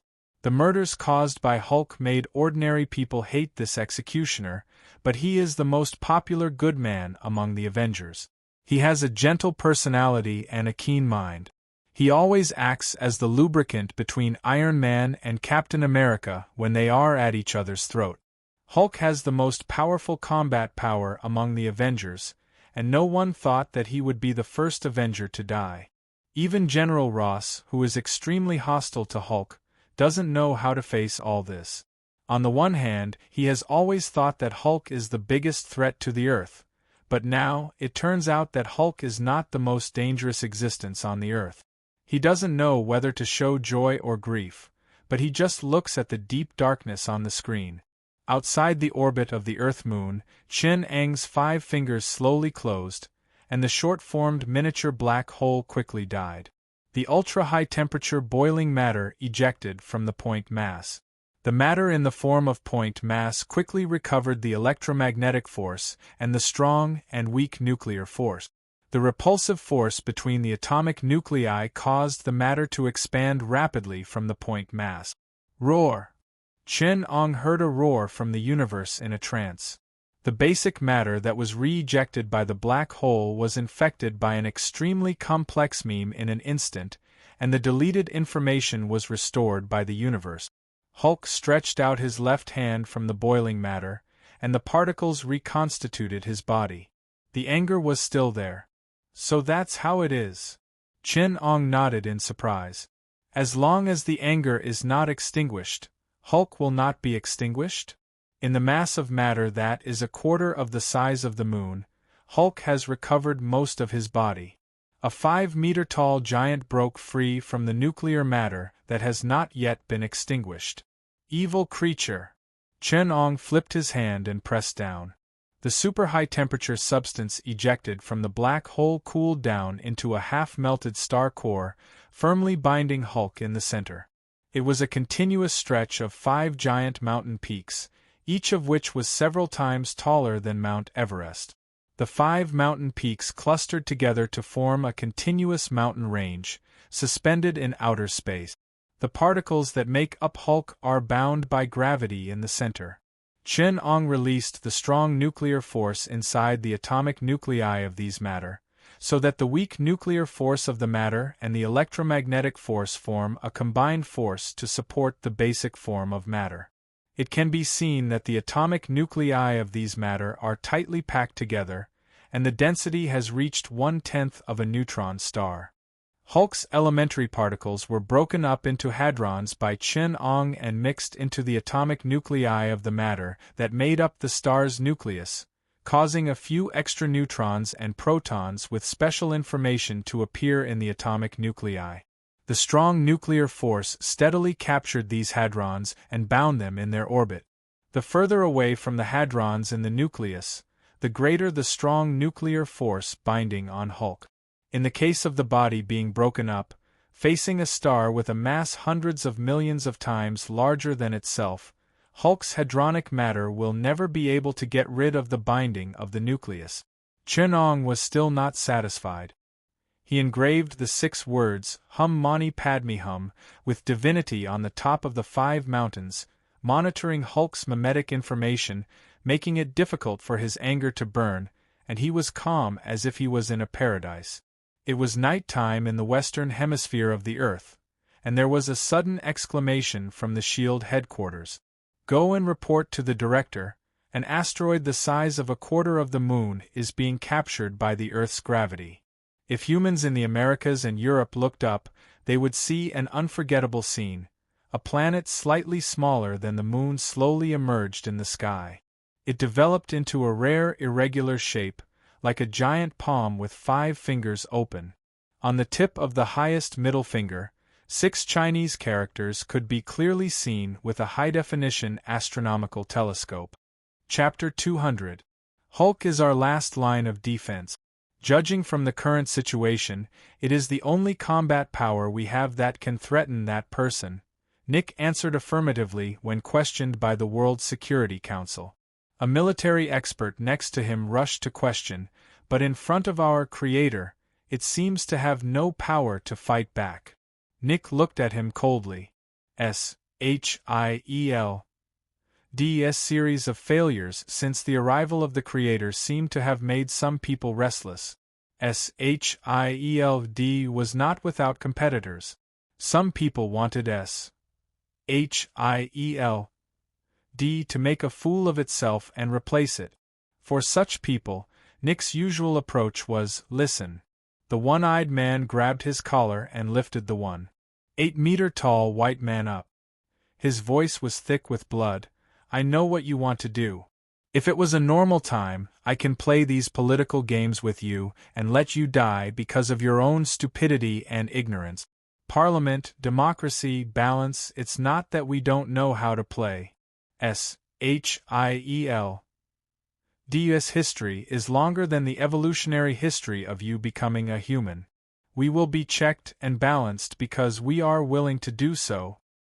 We think that our power needs to be checked and balanced, so we put dangerous power in a cage and let idiots like you supervise us. But, Nick pointed his finger at his eyes, and his murderous aura almost scared the poor man crazy. When we think it is necessary, we will be tyrants and dictators. I am not asking for your consent. Nick looked around and his eyes swept across the faces of the politicians. His knife-like eyes forced them to swallow what they wanted to say. I am just stating a fact. SHIELD's judgment, SHIELD's response, SHIELD's actions. At this point, there was a long pause before Nick's voice sounded again in the conference room. Now, does anyone have any questions? Glancing at the members of Parliament who were sitting in their seats, Nick slowly put away the information at hand. General Ross, we need the gamma-ray research data in your hands, and the manufacturing technology of the Hulk's abomination clone. Of course, I can give it to you, but I must remind you, old General Ross did not mean to argue with SHIELD. He solemnly reminded. Abomination is different from that monster. I studied it for so many years. I've never seen or even thought of the changes it can make in space a few days ago. Did you read the report submitted by NASA? General. Of course, who can ignore them? General Ross emphasized, the Hulk is a monster. It's impossible for it to mutate like this because of gamma rays. The Earth's environment can't even give birth to such a species. It violates the most basic theory of evolution. General, you should have the authority to access that information. Nick raised his eyes, got up, and walked into the meeting room with General Ross. To hell with the theory of evolution. Our ancestors were right. It was that group of apes. Their intelligence far surpassed that of humans, because Earth was a testing ground. It's normal for any creature to appear here. As for Bruce, we must rescue him, General. We need it. Nick slowly exhaled. This is NASA's business. Outer space matters are under their jurisdiction. General Ross flatly refused. He did not seem to object to rescuing Hulk, but he had no intention of intervening to help either. Speaking of NASA, how are they going to explain to the public that we have an extra satellite above our heads? Avengers headquarters. The atmosphere seemed to solidify. Stark Industries' space exploration satellite recorded some of the astronomical data left by Chen-Ong and Hulk during the battle. Now the entire Avengers are watching. Some of the optical data recovered by JARVIS, as well as the image data taken from Earth. Except for the part of the data that was lost because light could not escape from the enclosed space. Almost the entire battle was reproduced here, from the beginning of Hulk's asteroid-like transformation, to the black area of the enclosed space and the black hole, and finally Chen-Ong sealed Hulk with the Five Fingers Mountain and pulled the celestial body that sealed Hulk back to Earth. Tony Stark sat with his head down. Their will was a little depressed. At this time, the moon was already in the sky. Looking at the silver-white celestial body next to the moon, all the Avengers had an inexplicable complex mood. "It's none of your business, Tony." Colonel Rode came over to comfort him. "I can't do anything about what happened. That's the biggest problem. It's not that it has nothing to do with me, it's just that I can't do anything about it. Rode, I chose to be a superhero because I don't want to face this kind of powerlessness." Tony was no longer frivolous as he used to be. He asked seriously, "Should I give up? Give up being a hero?" Rode was shocked. "No, no." Tony waved his hand and explained, "I mean give up my armor. It can't keep up with the times, can it?" "What are you talking about, Tony? The Mark armor is your greatest creation." Rode replied excitedly. "It is the most powerful weapon in the history of the Earth, but it is only the Earth. Look at the enemies we are facing. The gravitational coefficient created by Hulk and Dumb is enough to tear the entire American continent apart. There are also black holes, material eruptions, and curvature fluctuations. These can erase our small planet from the universe. Armor is still armor. Its carrier is destined to be unable to effectively utilize my technological strength. It can only make me look more like a hero." Tony looked at the reddish-gold metal armor and said in confusion, "It is a hero's weapon, but it's not the most effective, dangerous, and efficient weapon, right? You want to develop a new weapon?" Rhodes squatted in front of Stark and asked in surprise. "I once closed down Stark's weapons department to maintain peace. I didn't want the weapons I made to become tools of crime and murder. But it's different now, right? Hydra is powerless in front of Dumb. The supercriminals even asked for SHIELD's protection, afraid that they would be captured by Skynet as human test material." When Rode heard this, he knew that Stark was beginning to be tempted. "What do you want to do?" "The most powerful weapon I have ever seen is Skynet. It can perfectly reflect the requirements of the designer. It is a cheap, powerful, and limitless weapon with unlimited future. Its power does not come from its inherent material structure and design, but from the technology it carries. It is a race and an intelligent individual, representing the industrial power that science relies on." Stark summarized the design of Skynet. "It is composed of three aspects. First is the industrial upgrade and self-replication ability, which represents unlimited productivity. Second is the unique will and infinite replicas, which makes it impossible to destroy and fearless of any enemy. Finally, its technology tree evolution ability, which represents unlimited future and possibilities. Pym and I have a plan to imitate Skynet and create our own superweapon." Rhodes stood up in surprise. He wanted to say something, but he blinked and said with difficulty, "Did you ask for Nick's permission? Such a dangerous plan." "Nick's plan is 1,000,000 times more dangerous than my plan." "What?" Rhodes couldn't react. "The evolutionary equation of life. That's why Atlantis was destroyed." Tawny shrugged and said, "And what's Sentinel?" Extremis. The Tesseract. He's willing to do anything to deal with dumb. Shield. Can't be so irrational.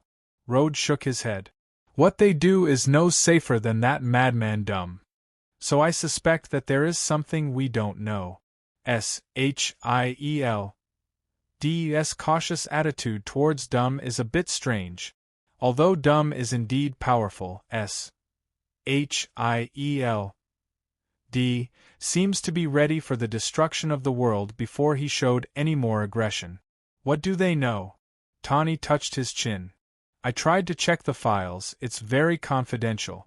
Although he knew that Tawny was bold and lawless, he didn't expect him to say it in front of him so casually. Hacking Shield. DS files is a crime against national security, and Rhodes' situation was a bit awkward. That superweapon, how are you going to get it? Rhodes changed the topic. Pym and I are working on it together. Unfortunately, it would be great if Bruce was here. Pym suggested that I invite Dr. Chen. He is an authority on energy and space physics, and his attainments in materials science are unparalleled. So, Ultron is not a fantasy. Who? Rhodes interjected. Chapter 201. Humans were indeed very adaptable, and soon, the people of Earth got used to the moon that appeared above their heads at night. NASA held a national name contest to name the satellite that suddenly appeared outside Earth. After rejecting discordant names such as Skynet, Terror, War, Destruction, Jinx, and Blood Moon, the satellite was named Crimson Moon. After the near-Earth orbit battle in Yellowstone, SHIELD stopped all hostilities against Skynet. On one hand, Nick was trying his best to find relics left behind by the ancient civilization, deciphered the information on the Death Tablet, and tried to find a powerful force to deal with the Four Horsemen. On the other hand, the scientific geniuses within the Avengers were committed to developing a superweapon to fight against Skynet. They all realized that humans were not strong enough to resist Chang's current power, and rashly stirring up trouble would only lead to disaster. After a period of relative peace in the world, an uninvited guest found Nick Fury. Dr. Strange. Nick looked at a middle-aged man dressed as a street magician and was slightly surprised. What made you come all the way here from the Himalayas? I remember you haven't left the mountain for 3 years. Nick, the Sorcerer Supreme, is an important force to maintain the balance. We also have a responsibility to protect this planet. Dr. Strange didn't care about the faint rejection and hostility in Nick's tone. He smiled gently and exuded a mysterious and peaceful aura. Even though he was dressed strangely, he didn't have a strong presence. Nick's smile pulled at his single eye, which was very ugly. Why did you come to me this time? Has a new evil force invaded Earth? Or have you finally made up your mind to deal with the great, unspeakable, our Creator? Or have you made up your mind to become his lackey? Have you come to challenge us? Nick spread his arms and glared at Dr. Strange with a cold smile.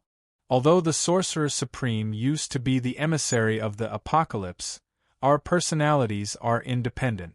We have our own standpoint and beliefs, Dr. Strange explained. I've always adhered to my principles, Dr. Strange explained. He wasn't angered by Nick's aggressiveness. He merely repeated his position. I will not fight against the Creator for you. His position may not be on your opposite side. What I'm saying is that you're obsessed with fighting against the Creator, but the relationship between humans and the Creator isn't as simple as fighting against each other. The apocalypse had destroyed many civilizations, but it had also protected humanity on this planet. The Creator is the Creator of mankind, and we still believe in Him devoutly. Shut up. Nick couldn't take it anymore and roared. He glared at Dr. Strange and squeezed out a sentence. He's not God. He's just an alien who created us. In the first year of the Common Era, the apocalypse descended upon this world in the form of humans. He passed down the Tao of the Creator. He and his 13 disciples told the world about the universe, soul, fate, and spirit in the Roman Empire. No matter how you deny it, the person you worship is the apocalypse. Dr. Strange ignored Nick's pulsing veins and said the truth that no one dared to accept. That person is the Lord, our Father. If you came here just to say this to me, do you think you can convince me to accept a crazy idea? An alien no nobler than anyone, not even a tramp on the street, is our Lord. And then from the soul to the body. The violent anger in Nick's eyes was about to break his rationality. He lowered his voice and growled, "That's a big mistake." Dr. Strange was silent. He tapped his index finger and fell into thought. As the successor to the Sorcerer Supreme, his teacher, Ancient One, had told him something about the apocalypse in his inheritance. The Sorcerer Supreme obtained an endless stream of powerful power from the great beings in the universe through certain channels. The 4 horsemen of the apocalypse were one of the beings that the Sorcerer Supreme borrowed the most power from. He understood the purpose of the apocalypse, so he tried to persuade humans not to fight against it, but to get rid of this power. The Sorcerer Supreme is a long-standing inheritance. Before me, the Sorcerer Supreme was not human, Dr. Strange said slowly. Nick didn't understand why he changed the subject, but he keenly noticed the hidden message in Dr. Strange's words. He believed it had something to do with the birth of humans and the mysterious ancient humans. Before humans, there were humans. Of course, they disparaged us as apes. We stole the name of humans, and they were the real humans from another universe. At the time, we were just apes who accidentally gained wisdom. The apocalypse brought us to this world and recreated us. Those otherworld humans, of course, looked down on intelligent beasts like us. For a long time, we were like pigs and dogs. The Sorcerer Supreme was the ancient wisdom of a great sage among the otherworld humans. It has always been held by true otherworld humans, Atlantis, Lemuria, China. Your teacher, Ancient One. Nick's eyes flickered. He was the last otherworld human on Earth.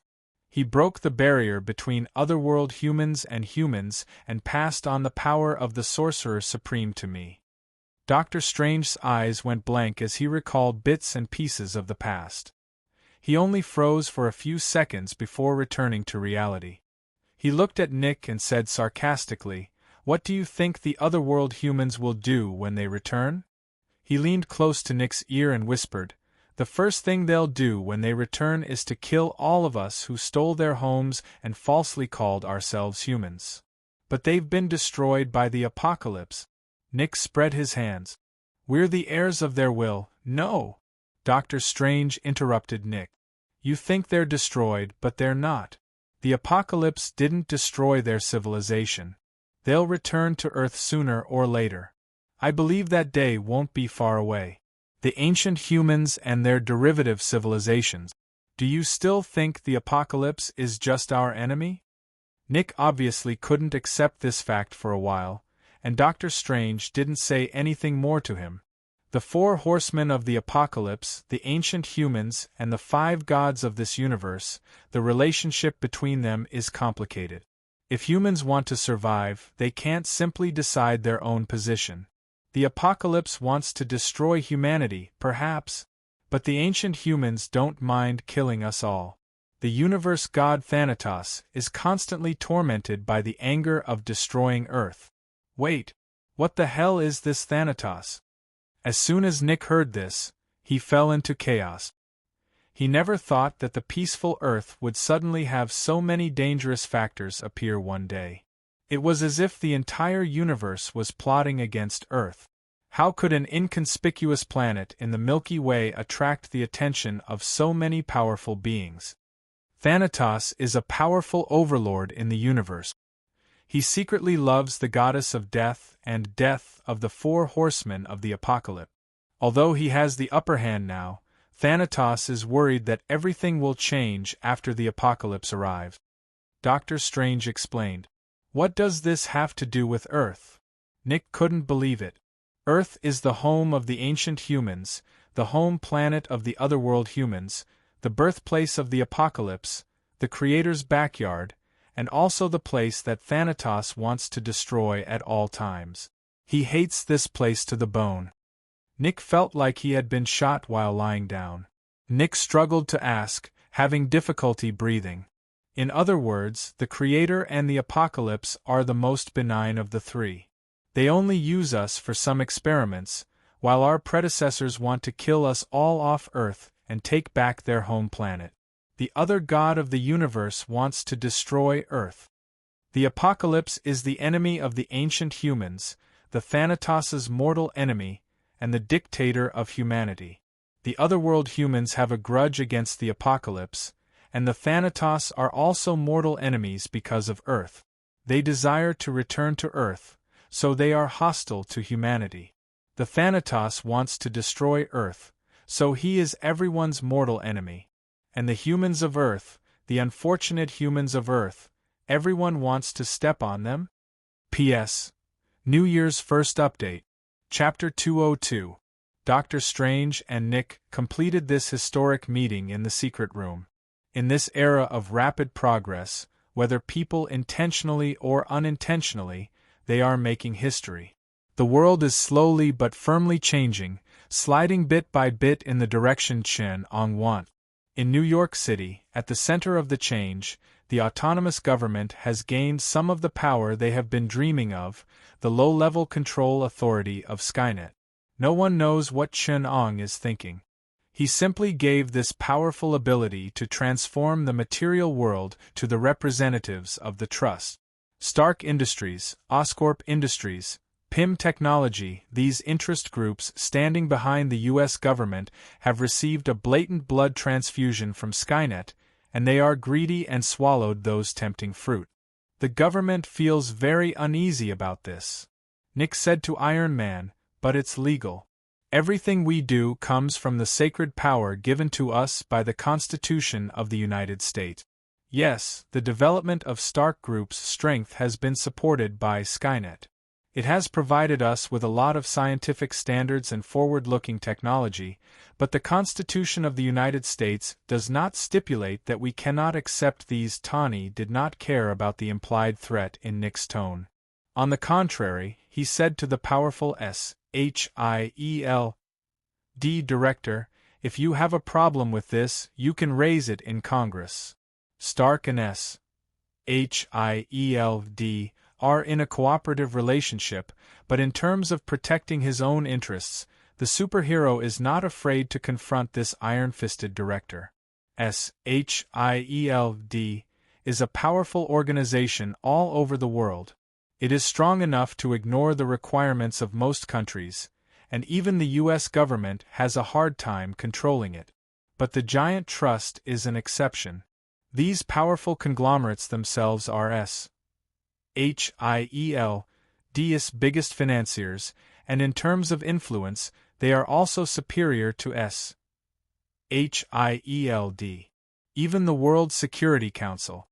Tawny is already the financial giant closest to SHIELD, and Stark Industries itself is the representative of SHIELD in the consortium, and even they oppose it. Nick's support is naturally in jeopardy. "But you are violating the rights of the people, Captain." Stark turned around in surprise. Steve Rogers stood at the door with a bandage. The burns on his body had not yet healed, but this steel-like warrior had already put on his battle robe. Rogers's expression was ugly. He walked straight in and flipped through the top-secret data in front of the two of them. The information on it was shocking. In New York, your forces have replaced the government and extended the tentacles of power into every aspect of people's lives.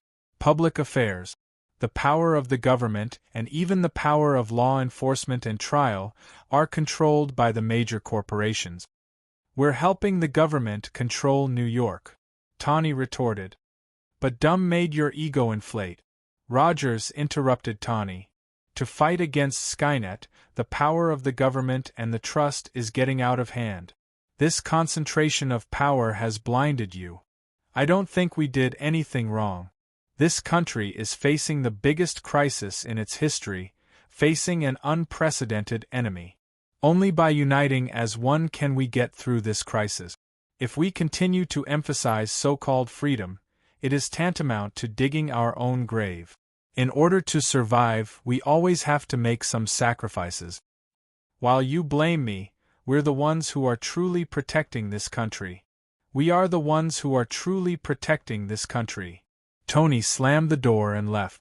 The conversation ended on bad terms because of Captain America's interference.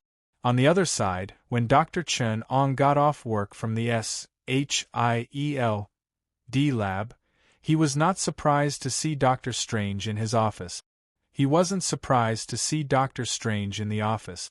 He didn't seem to be in a good state of mind. He was very careful not to touch Chen Ang's seat, but sat opposite his desk. You don't seem surprised. Yes, what else in this world can surprise you? Dr. Strange watched as Chen Ong returned to his seat and put down the documents on the desk. I saw you in the future and knew that Your Majesty has another identity here, but Your Majesty should have been in the prophecy long ago. You should have seen me coming. When Chen Ong acted as a human, his behavior and emotional expression retained the patterns of the past to the greatest extent. For example, some weird and wicked interest. Humans are so fragile. Are you really not going to consider my proposal? The Lich transformation ritual that I presided over has amazing effect. It can allow you to go further on the path of magic. No. Dr. Strange hurriedly refused. I'm living well. I have no intention of dying for the time being. Whether we live or die, it's just a state to us. Why should we care? Chen Ong stopped talking about this topic after he said that. He changed the topic and asked, I still remember the moment you came to me. It really surprised me. This is the first time I've come to you, Your Majesty. Dr. Strange had to remind him.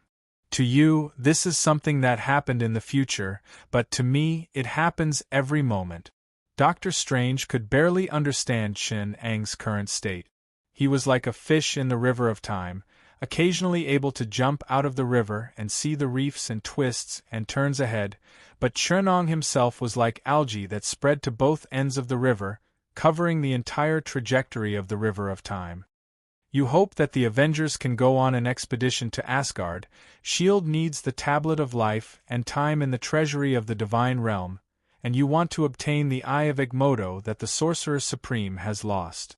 You've decided to go on an expedition to the 9 worlds, and at the same time re-establish contact between Earth and the other world.